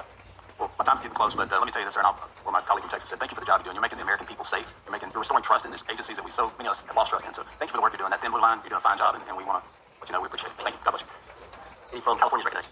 Thank you, Mr. Chair, and thank you, Director, for coming here today. And actually, thank you for your response to my colleague from New York who asked you earlier about violent extremism. And you said that there is violent extreme ideology on both sides. And I think you actually alluded to that same statement yesterday in the Senate. So I do have some questions I'd like to ask you. These are not gotcha questions, and just deny, please, what you deem to be false. So Dylan Ruth, who followed white supremacist propaganda, murdered 9 black parishioners in Charleston in 2015. Do you deny this? I'm sorry, Dylan Ruth? Ruth? Ruth, can you give me some more information? You're head of the FBI, you probably know this. If you don't know, that's fine. You can give me a reminder. I've got a lot in front of me. It was national news. Robert Bowers murdered 11 Jewish worshippers in Pittsburgh in 2018. I do remember that. And it was the deadliest anti-Semitic attack. So do you admit that that happened? I'm not saying the other thing didn't happen. I'm just asking for a little information. Patrick Cruces, who posted a manifesto about a Hispanic invasion, walked into a Walmart in El Paso, Texas in 2019 and began firing. He murdered 23 people that day, and the youngest was 15. Do you admit or deny that that happened? I'll take your presentation as accurate. All right, well, I have to say all of these cases have been adjudicated. As I said, they're not gotcha questions. These incidents were national news. And as director of the FBI, you have access to all of this information. So in 2022, Peyton Brendan walked into a supermarket in a black neighborhood in Buffalo, New York, and started shooting. He murdered 10 people that day. And on September 10th, your friend Charlie Kirk was assassinated. Tyler Robinson has been taken into custody and charged. But also on that day, Desmond Holly, a 16-year-old white male, shot and injured 2 students at a high school in Colorado before killing himself. And according to the Anti-Defamation League, he had a fascination with mass shootings and white supremacy. So do you admit to, deny these facts? Those happened. Okay. Your predecessor, former FBI Director Christopher Wray, said that one of the most dangerous concerns is that racially motivated violent extremism, especially white supremacists, has been the biggest chunk of our domestic terrorism cases and is responsible for the most lethal attacks over the last decade. Do you admit or deny, A, that he said this? I'll let the record reflect that. Whatever he said was All right, and do you agree? that there is racially motivated crimes being committed in America, yes. Yes, especially white supremacists, which is the biggest chunk of our domestic terrorism. I'm glad that you said this. So last week, President Trump was asked if there were extremists on both the left and the right. He was actually asked this by Fox and Friends, and his exact words were, "I'll tell you something that's going to get me in trouble, but I couldn't care less. The radicals on the right oftentimes are radical because they don't want to see crime. The radicals on the left are the problem, and they're vicious, and they're horrible, and they're politically savvy." Do you agree with the president? I don't speak for the president. The president speaks for himself. Do you agree with the president? On what matter? On the question that I just asked, do you agree with his statement about the radical left? That there's ideology that's driving violence on both sides? Yes, that's what he acknowledged. No, he didn't. But I'm glad that you're saying that and actually creating some separation between you and the president. And I'm glad that you That's literally are not what I acknowledging said both. that there is violent extremism on both sides. What's interesting is that the research arm of the Department of Justice, the National Institute of Justice, do you know what that is? I'm familiar with them. Okay, great. It is the research arm of the Department of Justice, and it published an article in 2024 devoted to domestic radicalization, violent extremism, and terrorism. I have it. It's interesting that it's no longer on the website. It has been scrubbed, but I ask these questions because what makes a strong, qualified director of any business, of any household, of the FBI, what makes a reputable prosecutor, is not lapdog loyalty, but a commitment to the creed that evidence is agnostic, and that the evidence will lead you to making the right decisions. And your job, no one's job is to like the data or the evidence. It is to collect it. That is how you gain trust. And Mr. Chair, I would like to enter into the record, if I may. White supremacist group stands by racist ideology. Without objection. Dylan Roof, the radicalization of the alt-right and ritualized racial violence. Without objection. Thank you. Another article, how Robert Bowers went from conservative to white nationalist. Enter that to the record. Without objection. Patrick Cruces believed he was fulfilling Trump's wishes in El Paso attack, his attorney said. Like, enter to the record. Without objection. Buffalo shooting, how far-right killers are radicalized online. Like, enter that to the record. Without objection. Evergreen high school shooters online activity reveals fascination with mass shootings, white supremacy. Like, enter that to the record. Without objection. Murder and extremism in the United States in 2024, a report by the Anti-Defamation League. I'd like to enter that to the Without record. objection. And the article, the report that was scrubbed from the DOJ just recently.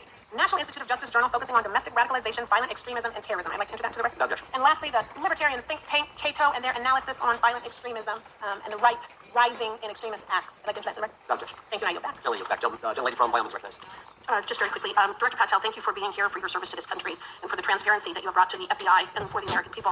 Transparency was absolutely non-existent in the Biden administration and FBI. I believe that you might have been asked earlier about whether you had had an opportunity to visit with any of Epstein's legal counsel. Were you asked that question earlier? I think so. Okay. One of the legal counsels or legal fixers for Mr. Epstein was Stacey Plaskett, the Democrat delegate to Congress from the Virgin Islands. So perhaps for those on the other side who are interested in talking to Jeffrey Epstein's attorneys, they can sure visit with one of their own colleagues. I want to focus on something that I think is very important that has not been addressed enough today, and that is related to the consequences of the Biden open border. One consequence of the Biden border crisis is the impact that it continues to have on our tribal communities, with the cartels taking advantage of our open borders, our Mexican drug cartels, by infiltrating our reservations and bringing violence, drugs, murder, trafficking, and more. Last year, when I questioned the Attorney General Garland about what the DOJ was doing to protect these communities, he simply deflected responsibility and said that Congress had not appropriated sufficient resources for them to be able to protect our tribal communities. Mr. Patel, what is the Trump FBI doing to counter the drug cartel infiltration and other violent crime targeting our Native American communities? Thank you. It only took more than half of this proceeding to talk about one of the priorities that the FBI has, which is crimes on tribal lands. Every single crime that we've been talking about, whether it's child predators, human trafficking, narco-traffickers, murder, they all happen on tribal lands as well. And I've said since the beginning, it is a priority, which is why we launched Operation Unforgotten on tribal lands. And I'm the first FBI director to meet with the staff and tribal leaders here in Washington, D.C. and elsewhere, and invited them into my office and headquarters to see them, because I need engagement with tribal leadership, and I need our police and FBI agents to be engaging with tribal leadership, otherwise we're not going to break through. We have 1,900 Indian country cases open right now. We've got 600 indictments this year alone. We cannot forget tribal lands. Every single one of those people lives in the United States of America, and it is an absolute priority to protect them and their children just as it is anyone else. So I think it's fair to say that what Mary Garland testified to, that the FBI and DOJ did not have the resources to address that. I think that was an absolutely false statement. Would you agree with me? It's a decision by him not to do so. That's not my decision. At the end of August, the U.S. Attorney and FBI announced that nearly 100 personnel representing members of the Safe Trails Task Force operated near Wyoming's Wind River Reservation to assist with reducing drug trafficking and illegal guns. Director Patel, you have routinely stated that it is your mission to partner with and strengthen local and state law enforcement partners. How does the task force and other FBI efforts bring tribal law enforcement into this process? The major problem with tribal lands is the sheer tyranny of geography, the amount of coverage that they have on land versus the personnel they have to do it. So what we've done is constantly surge resources to tribal lands across this country on a 30, 60, 90-day rotating basis, reporting back to us saying who needs more. And what we found is that most of these lands can be assisted by our counter-UAS program, our drone capabilities, and we're going to do it because what's happening is the Mexican drug cartels are literally flying overhead, dropping their cargo, their narcotics onto this land where no one's looking, and then it's being disseminated to children, to youth, to adults on that land, and killing them. We got to stop it before it gets dropped off. Well, and your testimony proves that the Biden administration did not lack the resources to address drug and violent crime in tribal communities or around the United States. It instead expended and wasted these resources investigating parents, athletes, we now find out Turning Point USA, the RNC, and Republican organizations, rather than protecting our Native Americans by closing the border. Is that fair? I think so. Wonderful, thank you. And I do appreciate the work that you've done in this regard. I was previously the chairman of the subcommittee on Indian and Insular Affairs with the Natural Resources Committee, and safety and security on our reservations and for our tribal members has been one of our priorities, one of my priorities, and I very much appreciate the work that the FBI has done. Let me know if there's anything else I can do to help you. And with that, I yield back. Hello, ma'am. Gentleman yields back. Gentleman from Georgia is recognized. Thank you, Chairman, and thank you for coming in today, Mr. Patel. In the past few months, the country has experienced a string of horrific, high-profile attacks that have been motivated by racial hatred or political ideology. Shooter attacked the CDC headquarters, firing hundreds of rounds and killing a police officer.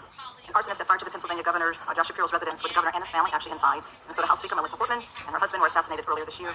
And Charlie Kirk was murdered last week. Bomb threats have been made against HBCUs and the DNC, and just the list goes on and on. I only have just a few minutes today, so I don't want to take a lot of time to go into all the countless and devastating violent crimes and incidents that have happened at our schools or on our streets and in our communities that have just been happening all year long. Mr. Patel, just yes or no, is this type of political violence ever acceptable in your eyes? No. I'm glad that we agree that these heinous acts designed to instill fear and division in our nation are never, ever acceptable, that each of these incidents has recently taken place under your watch.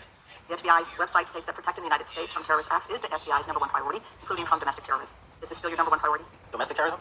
Preventing domestic terrorism. Our #1 priorities are protecting a homeland and international terrorism and crushing violent crime, and domestic terrorism sort of interlays between both of those. So, well, then I'm glad that you're giving us the right answer, but unfortunately, your actions kind of tell a different story.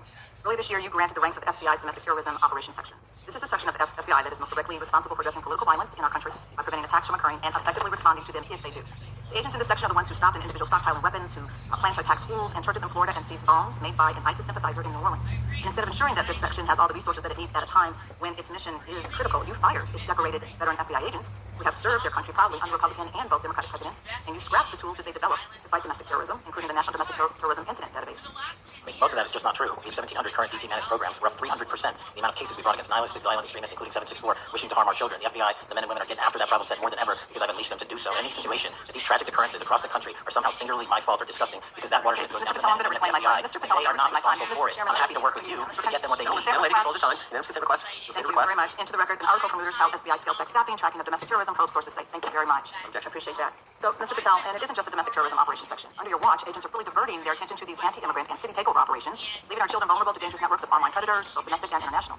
You pulled more than 120 FBI agents from their normal duties to operate sobriety checks and conduct traffic stops, exposing the FBI's fleet of unmarked cars and thereby making it harder for the FBI to combat violent criminal gangs, foreign intelligence services, and drug traffickers in the process. That's simply not true. If we were not able to do two things at one time, how would we be Patel, seeing record I amounts of reclaim my time. 23,000 violent felons have been arrested. More than twice as many as last year. Thank you very much. And this request basically is, it is an article from Reuters which quotes law enforcement officers familiar with agents who once covered child exploitation cases but now focus on immigration child exclusive. Thousands of agents diverted to Trump immigration tracked down. Mr. Patel, in the short time I have left, your tenure as director of FBI has been somewhat problematic. Americans are less safe, definitely less safe under your watch. You have gutted the FBI's ability to keep safe from domestic terrorism. You have sent FBI agents to conduct traffic stops and round up hardworking immigrants who pose no danger to public safety. People even President Trump referred to as good, long-time workers. Your job is to protect and serve the American public. You spent your time protecting heinous individuals and using the FBI to serve as a political circus. You at times have appeared unequipped with such deserves that I yield. May I respond? Sure can. Simply put, what is it? Are we failing? We're failing. How are we arresting 23,000 violent felons? Twice as many as this time last year. Are we failing? Because if we're failing, how are we seizing 1,500 kilograms of meth? 25% increase from last year. Are we failing? Because we captured 4 top 10 FBI most wanted from around the world in 7 months. That's more than the entirety of the last administration. Are we failing? Because we put 1,500 child predators in prison. Are we failing? Because we dismantled 300 human trafficking networks. Which is it? You don't like me, that's fine. But don't you dare disparage the men and women of the FBI that are producing record results in historic fashion to protect this country. They are kicking ass for America. They're going to continue to do so. We appreciate your leadership. Gentleman from Florida is recognized. When I was home recently, I met with the agents leading the Tampa office of the FBI, and I saw what they're focused on in my community: stopping drug traffickers, rescuing children from exploitation, fighting cybercrime, protecting us from acts of terrorism, foreign and domestic. And I know from my time as a federal prosecutor and a judge that this work by the Bureau doesn't make headlines, but it is happening every single day. At the top, accountability is necessary, transparency is critical, but today we've seen an effort not just to diminish, but to distort the work of Director Patel and the agents he leads. If we really care about transparency and about truth, then what we owe to the American people is this reality: that thousands of dedicated professionals at the FBI wake up every single day thinking not about themselves, but about this country, and keeping every single one of us and our children safe from harm. And Director Patel, I would like to hear from you the facts about what the FBI is doing in your efforts to fight crime. Director Patel, isn't it correct that since January 20th, 2025, the FBI has made over 25,000 immigration-related arrests, including 350 members of Tren de Aragua and 195 members of MS-13? Those numbers are accurate. The Tren de Aragua numbers are up over 350% from the year before. And during that same period, hasn't the FBI seized over 66,000 kilos of cocaine, 6,000 kilos of meth, and 1,500 kilos of fentanyl? Not to be nitpicky, but it's 89,000 kilos of cocaine and 7,300 kilograms of meth. And isn't it also true that the FBI Tampa Division's Panama Express Strike Force specifically seized nearly 67,000 kilos of cocaine valued at more than $1.6 billion from illicit maritime vessels? One of our best operations out of the Port of Tampa, and I was down there in South Florida when Panex did their work. Director Patel, since October 7th, 2023 Hamas attack, the FBI has been a co-leader of the Joint Task Force October 7th. Isn't it correct that this task force is actively working to bring justice for victims and to prevent terrorist infiltration at our borders? Yes, ma'am. Since January 20th, hasn't the FBI arrested 59 foreign intelligence operatives for spying or smuggling dangerous material into the United States? Yes, we have, and that's on track to be more than 25% than ever before. And the FBI has also been leading operations against major cyber threat actors, including those from Russia, China, Iran, and North Korea. Isn't that right? 17% increase from year to date last year. Director Patel, the FBI's child exploitation task forces continue to investigate predators who target children online and across our communities. How significant is that threat today, and what results have you seen under your tenure in bringing these offenders to justice? We have, under Operation Gray Skull, dismantled dark web units that are operating online, not just in the United States, but across the world, to do our children harm. We have taken into custody more suspects than ever before on those who seek to harm our children. That is what the men and women of the FBI do, and that's what they're going to continue to do. Those are the real results when you let good cops be cops, and when you let us get on these platforms and expose them to the public and show them the harms of these predators on these online gaming systems and social media systems. And we need more help from Congress to allow us more authorities to do that work. The FBI laboratory manages the Combined DNA Index System, or CODIS, which compares over 25 million DNA profiles and aids more than 125 investigations each day. Director Patel, why is this important to law enforcement nationwide? All of law enforcement relies on our CJIS operation out of West Virginia, and what that does is allow 19,000 agencies to come in and say, hey, does this guy have a criminal history? Hey, is this an illegal firearm? Do we have a DNA hit like we did in these recent assassinations? That's what the FBI brings to bear, because local and state law enforcement agencies don't have that capability, and we're doing it 24/7, 365. CJIS does not close for 1 minute. In your testimony, you noted that the FBI has ongoing counterintelligence investigations into China, Iran, and Russia across all 55 field offices. Why is it essential to maintain that scope of coverage, and what success can you point to in disrupting nation-state actors? Our biggest threats involving nation-state actors are the PRC, Russia, and China, and they are up 33%, 83%, and 60% respectively in arrest alone this year. Those nation-state actors wish to do harm in our infrastructure, our critical infrastructure system, our energy, our water supply, and also go after and target individuals and senior citizens and take their money through online pig butchering schemes, which we've exposed in Cambodia by way of the CCP. This is groundbreaking work that the American public should be seeing that their FBI is doing, and I'm happy to have the opportunity to report on it. Thank you, Director Patel. You're back. Agility goes back to the agility from. Mr. Chairman, thank you so much. I appreciate it. In response to Mr. Patel's making the remarks that maybe our colleagues are disparaging the men and women of the FBI, I'd like to enter the record 3 unanimous consent requests. One is entitled FBI is using polygraphs to test officials' loyalty. The second is Kash Patel knowingly broke law when firing top officials, lawsuit alleges, published by NBC. And the third is FBI forces out more leaders, including ex-director who fought Trump, demand for January 6th agents' names. The objection. Agility from Vermont recognized. Thank you, Mr. Chair. Director Patel, thank you for being with us today. Appreciate your time. Let me say at the top, political violence should have no place in this country, and I strongly, unequivocally condemn the killing of Charlie Kirk last week. And this is exactly the kind of case that warrants a swift and thorough investigation by the FBI. What shouldn't be happening, however, is this administration's seeming attempt to exploit Mr. Kirk's death within minutes of this horrible, horrible assassination, dividing us even further without knowing enough about the killer's complicated, confused political ideology and the extent of his motivation. And this week, Vice President Vance claimed that this is, quote, an extremely destructive movement of left-wing extremism, and said that, quote, it's part of the reason why Charlie was killed. He pledged to go after organizations on the left.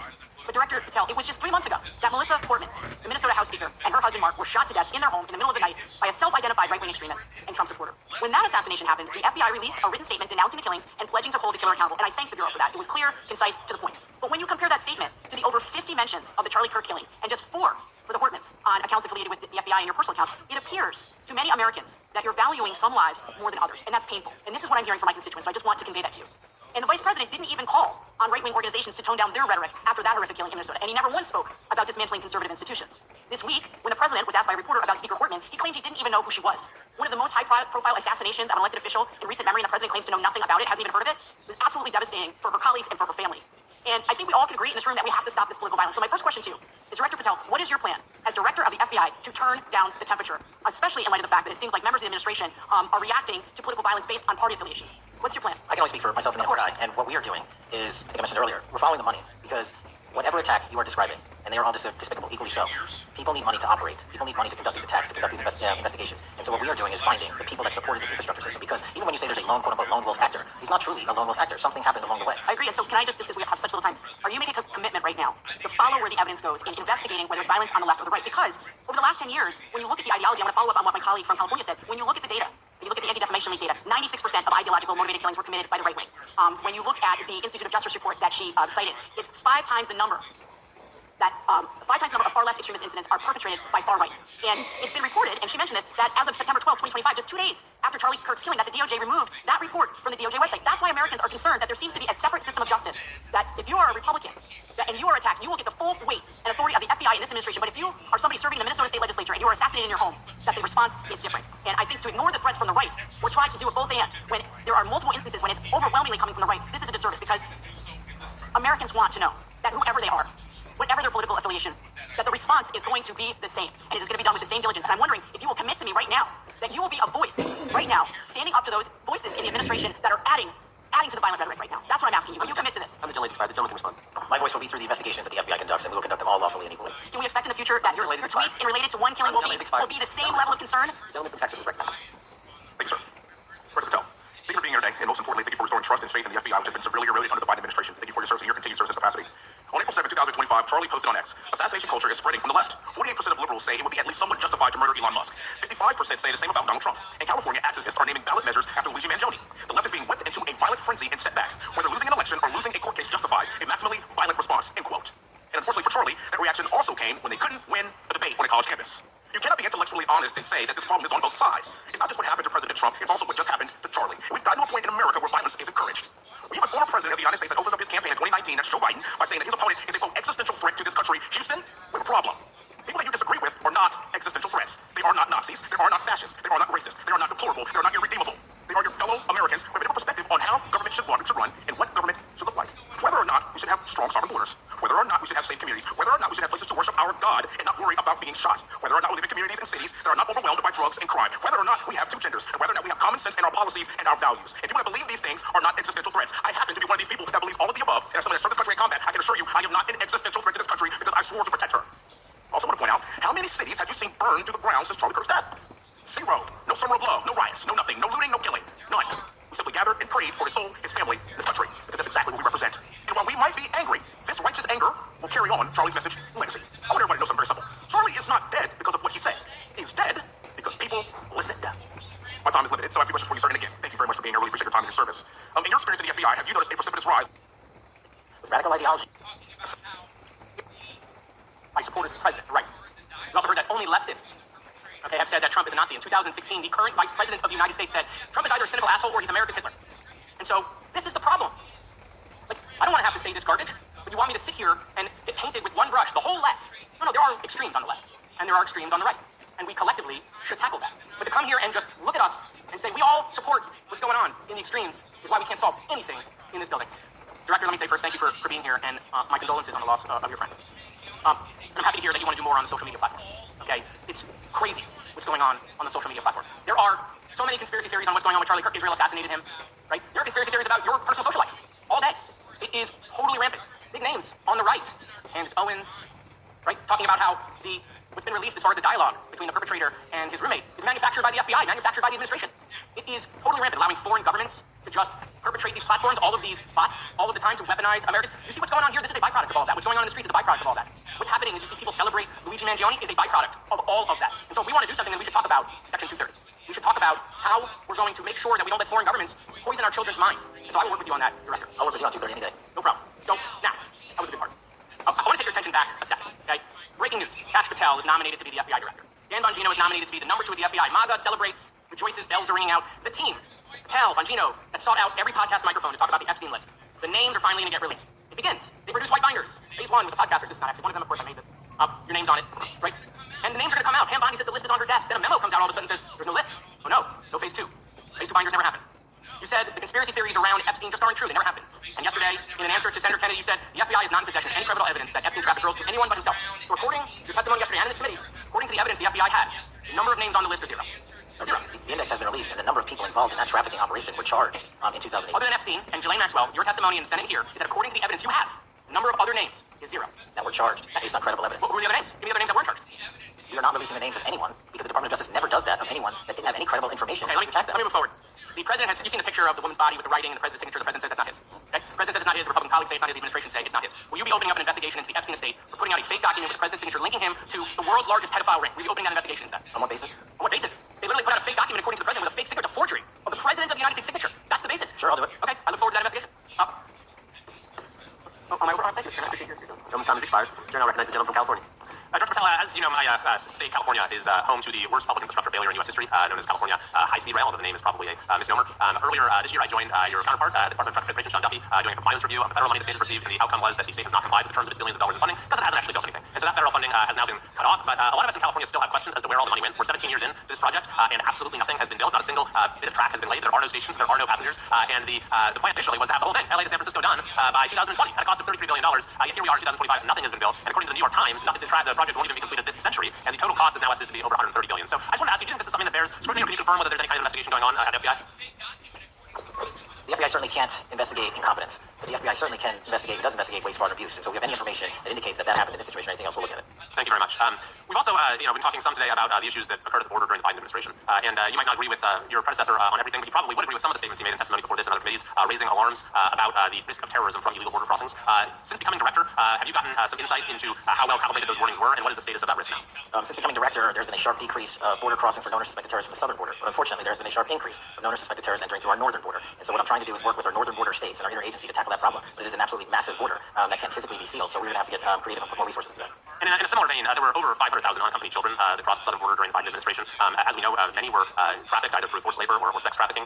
Do you have any insight into as to what the scale of that problem was and how have things changed over the last 7 months? Other than what you outlined in terms of how it was described, I don't have any additional details. In terms of how many people are being trafficked into this country, especially unaccompanied missing children, that number is drastically reduced because the coyotes that smuggle these children for their criminal activity are the same ones that smuggle in narcotics, are the same one that traffic older age women. They're all interconnected, and because of the sealing of the southern border by this administration, that has come to a near halt. That is a very important point, that we have seen far fewer victims of human trafficking because we finally prioritize border security. And by the way, you have children who are getting rescued because of the immigration enforcement activities that unfortunately some politicians in my state are trying to stop, thereby stopping those kids from getting rescued. We've seen, of course, a substantial reduction in crime here in Washington, D.C. since the FBI and the National Guard got involved. I'm kind of asking you to state the obvious here, but what is the mechanism there? Why have we seen a reduction of crime when D.C. has had such a huge crime problem for years and then almost overnight we see such a big difference? Because of the dedication and resources from President Trump's administration to utilize all federal, state, and local assets in a heavily crime-ridden area. I mean, if we did not have a crime-ridden area, then homicides, carjackings, and gun violence would not be dropping by 40, 50, 60%. And when you allow the police, the MPD, to work with federal authorities and allow the National Guard to set up your perimeter, this is what you can do in a few short weeks. And we at the FBI, under Operation Summer Heat, have set those Phase 01 operations in motion 4 months ago quietly at the direction of President Trump. So we are scattered across cities across this country doing just that. But we're going to need more help to complete the job. Yeah, in too many places in this country, crime has just been treated as sort of the norm, that this is the way things have to be. What's happened in D.C. shows that is not the case if we have the right policies and the right priorities.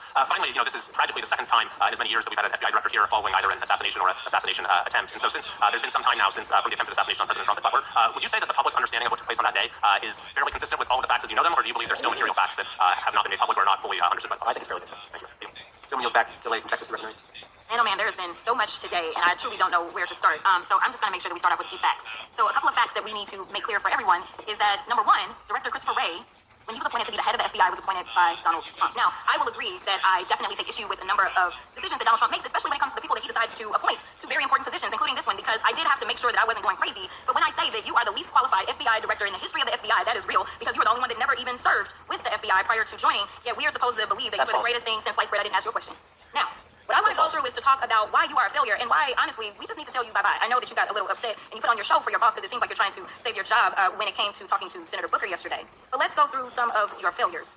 So before you were even confirmed, and I think one of my colleague from Georgia, pointed out that you were already targeting career officials so that you could direct illegal firings. Mind you, these cases that you were so upset about, which are the ones tied to Trump, the cases came through his handpicked FBI director.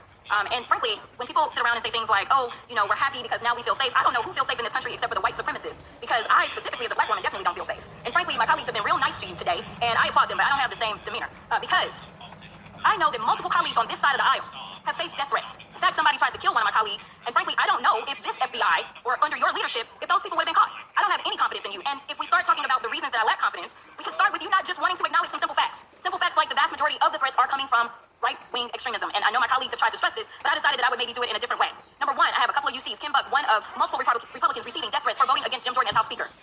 Objection. Another one, Republican lawmaker says she received death threats after voting against Jim Jordan in Speaker's race. Without objection. In addition, there was another one from another colleague who now is leaving Congress because they said that they were calling his wife anonymously and threatening her life to the extent that she ended up sleeping with a firearm. Objection. Okay, so here's the deal. How are we supposed to have confidence when you're sitting up here telling the Senate yesterday that it will take you 14 years before you can get the FBI fully staffed to do their jobs? You're also now redirecting resources so that they can go and play ICE agents on the streets. You're getting rid of your most qualified people, and even when it came down to somebody that you consider to be a friend, you were posted up having some fancy dinner to the extent that you posted not only once erroneously, you posted twice erroneously as it relates to catching somebody, and then you want to go and say, let me take a victory lap, because honestly, if it wasn't for parents deciding that they were going to turn in their child, it seems like y'all wouldn't have got there, even though he literally confessed online. So I'm confused about what it is that the FBI is doing except for trying to put on a show for The Apprentice, or whatever you want to call him. The day after all of this took place, there was domestic terrorism that was taking place at HBCUs. They were targeted. Yet I didn't hear anything from the FBI about what was going on. And again, black people kept saying, how did we end up in this? Because the numbers are so very clear that white supremacy is a problem. And honestly, I've not heard anything out of you today that makes me believe that you're going to do anything about the white supremacy problem. The one that is leading to children being killed, children being shot, as well as members of their community as they're worshiping in their churches. Time of the gentleman is expired. If the gentleman would like to respond to any of that. Well, I'll respond. Kash Patel, as I said when I introduced him, public defender, former prosecutor, top staffer on the House Intelligence Committee, deputy director of national intelligence with the National Security Council, chief of staff at the Department of Defense, and FBI director. I think that's a pretty good resume for the guys now that are in the top law enforcement agency in our country. And we've seen all the stats that he's given to the committee on how much better they're doing at getting the bad guys than the previous guy was doing. With that, I recognize the gentleman from South Carolina. Thank you, Mr. Chairman. Director Patel, I think you're witnessing some auditions, clickbait auditions for the Academy Award for my Democratic colleagues. We'll see how they fare as they're on MSNBC later on today. Do you care, before I launch into my line of questioning, to respond to Ms. Crockett from Texas on that very elaborate and theatric display? Here's what I learned in my government service. I don't give a damn what they say about me, as long as I'm succeeding in the mission. We're succeeding in the mission because the men and women of the FBI have never been empowered to do more work and to hit the streets harder than by President Trump's authorities and resources he's given us. And so all I care about is that we are capturing more child predators than ever before, taking more drugs off the streets than ever before, that we are capturing murderers at a significantly historic rate, and we're delivering this country the lowest murder rate in recorded history. That are facts that you cannot dispute. You can come at me all you want. I don't care. Thank you, Director, for that, and we appreciate your service. We appreciate the results speak for themselves, I think, pretty plainly, and your commitment not only to results, but to transparency, so we do appreciate that. Director, who is John Durham? He was a former federal prosecutor, United States attorney, and ultimately appointed special counsel in the first Trump administration. Correct, and there was a document that he released in his findings called the Durham Report. What was the Durham Report briefly, and what were the findings very briefly? It was every special counsel that's appointed produces a report to the Attorney General. Special counsel's Durham Report largely focused on Crossfire Hurricane and included extensive summary findings in classified and unclassified manner, and we released the classified version, finally declassifying it for the American public in this committee. Correct, and you released that in July of this year? I think so. Yes, sir.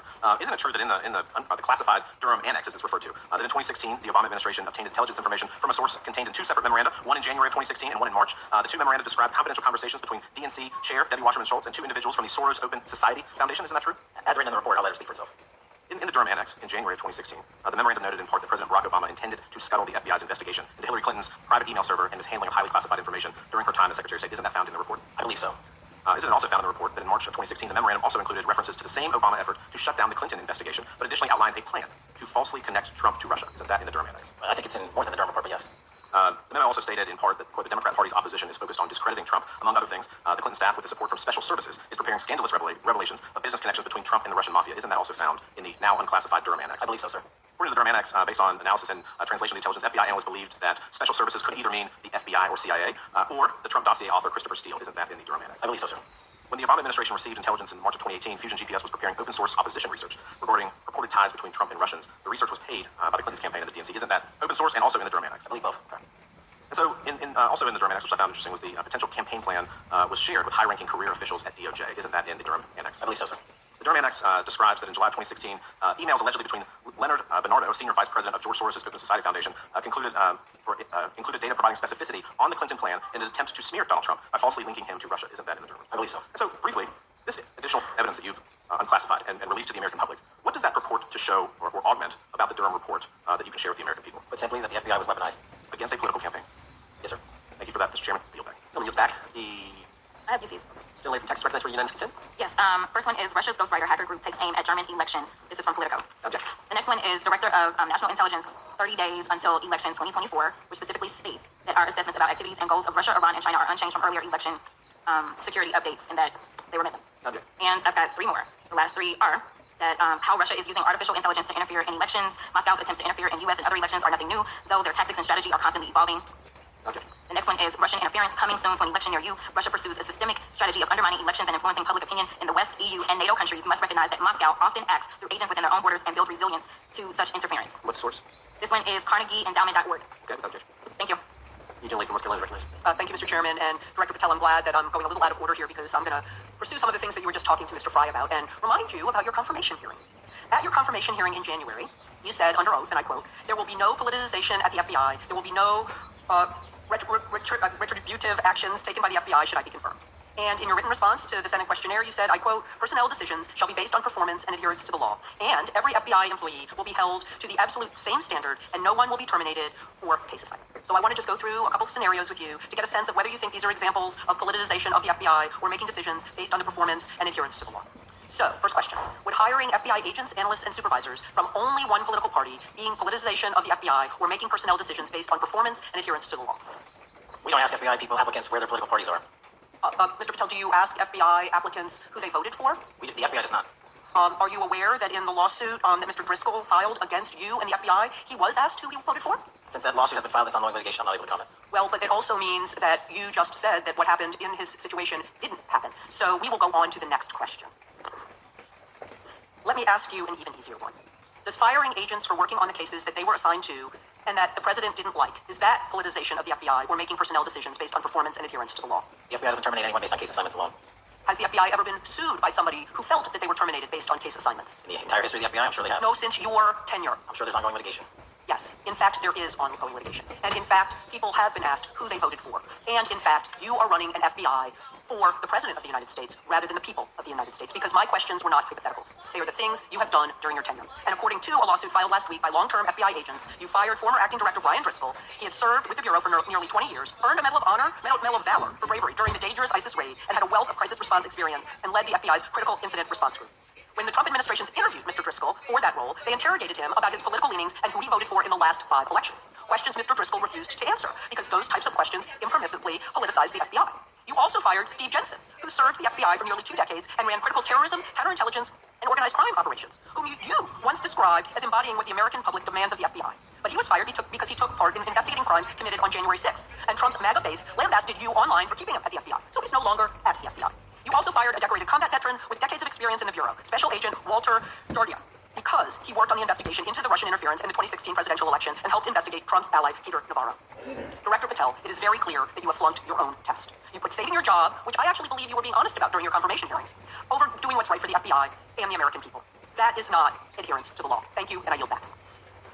I'm the gentleman who's inspired. The chair recognizes the gentleman from North Carolina. Thank you, Mr. Chairman. Director Patel, it's great to have this opportunity. Thank you for being here. Thank you for your service. And I've got to say, one of the most disheartening components of the previous administration, when I was working with local law enforcement all over the state of North Carolina, all over the country, people rightfully did not really care about the inner workings. It's important for this FBI to be transparent without jeopardizing our investigation. So a little bit of timeline is important. Charlie Kirk was unfortunately assassinated on September 10th. We immediately the next day released images early in the day in local time in Utah to start the public partnership in our manhunt for the assassin and culprits. At approximately 5 p.m. local time, I arrived on the ground and walked the crime scene myself, and we flew multiple FBI assets in and out to process DNA simultaneously while bringing in evidence response technicians, hostage rescue teams, and other experts to assist state and local law enforcement with their investigation. At 8 p.m. local on September 11th, the FBI collected and populated and promulgated at a press conference a video of the suspect on the grounds. We also released enhanced images. Due to that release that I directed and ordered, the suspect involved was apprehended and in custody at 10 p.m. local time. That's less than 2 hours after we did the video release and the photo release. So within 33 hours, that individual suspect was in custody, and his family, who's since been interrogated, specifically stated to FBI interrogators that because of the video that the FBI released at my direction, and because of the photographs that they released, they identified their son, they confronted their son when he swung by their home, and that's what led to his apprehension. We are still, the FBI has that investigation ongoing, and it continues to be ongoing. I want to thank the state of Utah and the state and local authorities there, and I also want to thank the Attorney General President Trump for directing resources to allow us to conduct that investigation as we have.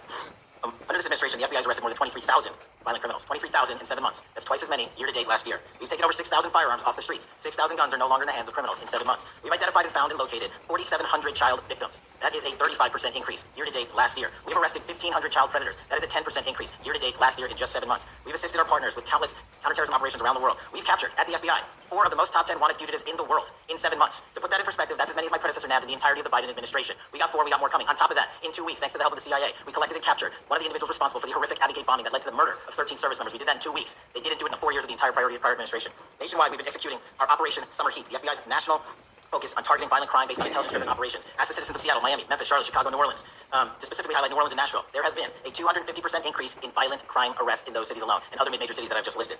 In just a few short months, we have already unleashed 1,000 FBI personnel across this country. Every single state across this country is getting a plus up. This is a fiction that the FBI is short, or that we are compromising the men and women in the field. They do not need to be in Washington, D.C., so we're sending them into the field to each and every one of your states. Because of that, crime is at an all-time low. We had to do it because of the explosion of crime. And maybe the most important stat for Americans to realize, in just 7 months, we are on track to produce the lowest murder rate in modern U.S. history by double digits. Those are results not of mine. Those are results of the men and women of the FBI. If you want to criticize me, bring it on. But do not attack the brave leaders in the field. We are also working 24/7, 365 on the opioid epidemic that is killing more than 100,000 people a year. We have seen 1,600 kilograms of fentanyl off the streets so far in 7 months. Year to date, 25% increase. To put that in perspective, that's enough to kill a third of the American population, 120 million Americans. 100,000 kilograms of cocaine and meth gone off the streets. Earlier this year, I highlighted in Cincinnati, Ohio, how we're getting creative to chase down those that were willing to do harm to our citizens, not just by striking at the heart of the fentanyl producers, but the fentanyl precursor companies in China. And we indicted for the first time multiple companies and individuals, not just in America, but in mainland China, that are producing the ingredients that produce and make fentanyl that kill our children. And we're going to keep going. Counterterrorism work, cyber attacks, and foreign adversaries are something the FBI must never sleep on, and we are not sleeping. In the counterintelligence space alone, this year to date, 30% increase in counterintelligence arrests from the DPRK, Russia, Iran, and China. And I want the American people to know, in this setting, there's a lot of work that the brave men and women in the FBI are doing we just can't get into, but they don't stop. Our cyber threats, ransomware attacks, those harming our children online. We've nearly a 20% increase in indictments arrests in 7 months alone this year. We're going after those that harm our malware, infrastructure systems, telecom systems, and energy structure. Combating SALT and Vault Typhoons are just a little bit of the examples we're doing. Maybe most importantly, under the counterterrorism and domestic terrorism umbrella, are nihilist violent extremists, and those that label themselves 764, who wish to go online and convince children to maim and mutilate themselves and commit suicide. And we are producing record numbers of arrests under that umbrella organization. We even stopped an individual in the 764 network who wanted to conspire to kill an adolescent girl. He is now in custody. Transparency remains one of my main priorities at the FBI, and this is what I've done in my 7 months at the helm. We've produced more than 33,000 pages of documents to Congress to a variety of committees, including, I believe, 7,500 to this committee alone, if memory serves me correct. To put the 33,000 in perspective, my predecessor in 7 years produced 13,000 pages in total to the United States Congress. His predecessor in 4 years produced 3,000 pages in total. I repeat, I've produced 33,000 pages in 7 years to this Congress and will continue to do so. I'm dedicated to restoring the trust in the mission and the integrity of the FBI, and we cannot do so without congressional oversight, and I promise you I will continue to do so. On the Epstein case, The original sin on the Epstein case was how it was handled by Mr. Acosta when he first brought the case in 2006, 7, and 8. The original case had a very limited search warrant, had a very limited search window, had a very limited investigative window. I was not there when those search warrants and that investigation was launched. I would not have done it that way. They were limited to only 3 to 4 years of investigations from 97 to approximately 2001 and 2002 to 2005. Mr. Acosta allowed Mr. Epstein to enter into a plea agreement where he served weekend jails for trafficking minor women. He also was allowed to relieve jail to go home on the weekends. Plus, he allowed a non-prosecution agreement to be signed as part of that plea deal, prohibiting future investigations from that prosecution and from that evidence, and prohibiting the collection of further material. That is the original sin. We are working with Congress to produce more than any administration ever has material on Epstein, and I welcome the challenge to tell us that we are not being as transparent as the law allows. We even went to court and asked the judges to lift those prosecutorial agreements and to lift those court order seals, and they denied us 3 times. Congress is welcome to do the same and join the fight. And I'd lastly like to focus on operation that the president led in D.C. Because of this, we are taking this fight in D.C. to every single city across the country. 2,100 arrests in the last month alone. D.C. has seen a 60% decrease in gun crimes, 75% decrease in carjackings, and 53% decrease in homicides in our nation's capital. And rightly so. We're bringing that fight to the streets of America. I want to thank you for your support, and I'm proud to be the director that leads this FBI into a new headquarters building that they've needed for decades, saving the taxpayers $3.5 billion, and also providing our workforce a safe environment. If you don't know the calamity that is the Hoover Building, I invite each and every one of you to walk around. I'll give you a tour myself, and you can see where the cement falls on the heads of our employees that is only to be saved by netting. Just to give you an example. Thank you for support to our mission, and I do want to highlight one thing about D.C. It's because the FBI gathered sources and evidence that we were able to, through our source network, identify the horrific murder of the D.C. intern Eric Tarpinian. And I've spoken to his family, and we are working to bring them justice. And Mr. Chairman, in my 16 years, now my 17 years of government service, if anyone has any questions about my service, bring it on. Thank you, Director. We will now proceed to the 5-minute rule. The chair recognizes the gentleman from California, Mr. Rice. Director, delighted to have you here. You are a breath of fresh air. As you outlined, and I won't repeat it, the accomplishments, you did so with the same resources as your predecessor, roughly. Is that correct? I believe so, yes. And so how much of that has to do with taking people out of the backside of the FBI and moving them into the field, into doing the job for which we primarily pay the FBI? It's exactly what we needed done. 1/3 of the FBI's workforce resided in the National Capital Region before I got there. 1/3 of the crimes do not happen in Washington, D.C. Not anymore. Not anymore. So 1,000 personnel of the FBI were deployed across this country on a permanent basis, and every single state in this union is getting A+ up, not a reduction, A+ up of 1811s of intel analysts and support staff. And that is why the crime rates are going down in record numbers. Thank you for doing that. And you know, it's perhaps the hardest thing for a bureaucrat to do is to lower the headcount around them that support them, and I appreciate your willingness to do it different than your predecessor.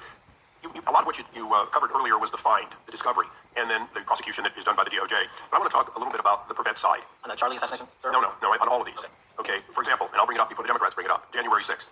January 6th, we now know, because of your find, that in fact there were people involved who were not just observers but participants, who in fact, it's been alleged, and I personally believe, in fact, were part of promoting, perhaps even the one woman who died, encouraging her to walk through a door that led to her death. When you see that kind of activity, and you know it was done under predecessors with full knowledge, whether it's January 6th, where embedded people crossed the line, or any other activity, including obviously the Russian hoax that we're now dealing with up in, front and center. My question to you is, what can you or others do to prevent it from occurring again? Not on your watch, but on future watches. How can we know that this won't happen again the moment you leave the FBI? It's simple. What I'm doing through our leadership cadre is having FBI agents do what they were trained to do, not what they were not trained to do, not put them in situations that both harm them and the public. We're also utilizing our SWORD networks and prioritizing the threat structure to go after the narco-traffickers, the counterterrorism people, the counterintelligence threats, and the cyber threats. That's what they were trained to do, and that's what we're letting them do. One major question I have, after decades of doing this, each on our side of it, both the chairman, myself, and others, both at oversight and here, have seen that the FBI and the Department of Justice hide behind non-statutory practices. Now, you've changed the interpretation of many of those practices. That's why we're getting the discovery that was previously withheld.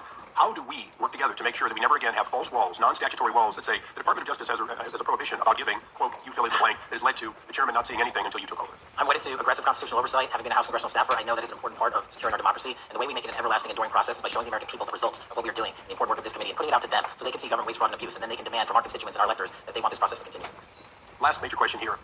Some things are so sensitive that we both would agree they cannot be made public. Will you commit to this committee, when it is too sensitive to disclose, that you would at least make it available for in-camera review by the chairman and ranking members or others designated? I have done that and I will continue to do that. Well, thank you, Mr. Chairman. This is a breath of fresh air. This is the beginning of what we need. But my questions today for the director are ones in which I believe that we do need to codify by agreement or by statute if necessary the kind of openness and transparency that we're seeing from this administration, the kind of discovery that's allowing us to do our oversight properly. And I would hope that that be the follow-up to this, obviously along with the Attorney General. And I yield back my 4 seconds. Thank you. Gentleman yields back. Gentleman from New York is recognized. Thank you, Mr. Chairman. Welcome, Director Patel. In the wake of the tragic murder of Charlie Kirk, Donald Trump said, quote, violence and murder are the tragic consequences of demonizing those with whom you disagree, day after day, year after year, in the most hateful and despicable way possible, close quote. I would note for the record that Donald Trump has famously demonized practically every person he has ever disagreed with, and therefore using his own logic, he has put their lives at risk.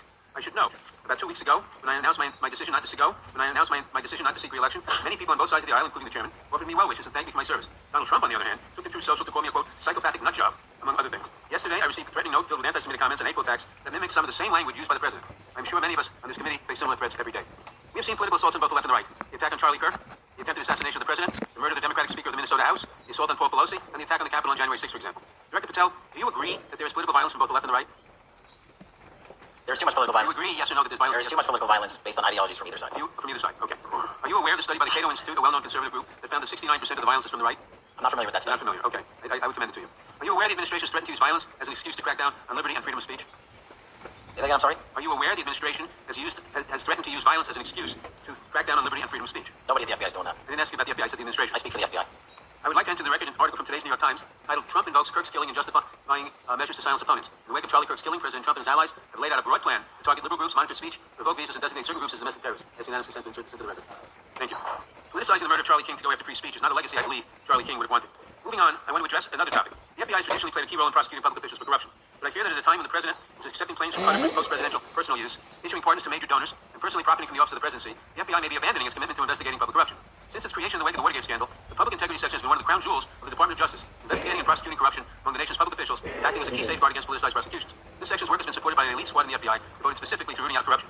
But according to reports, the Public Integrity Section has now been decimated, and the FBI's Public Corruption Squad has been disbanded. I would like to submit for the record a New York Times article entitled "FBI Dismantles Elite Public Corruption Squad." Yes, unanimous consent?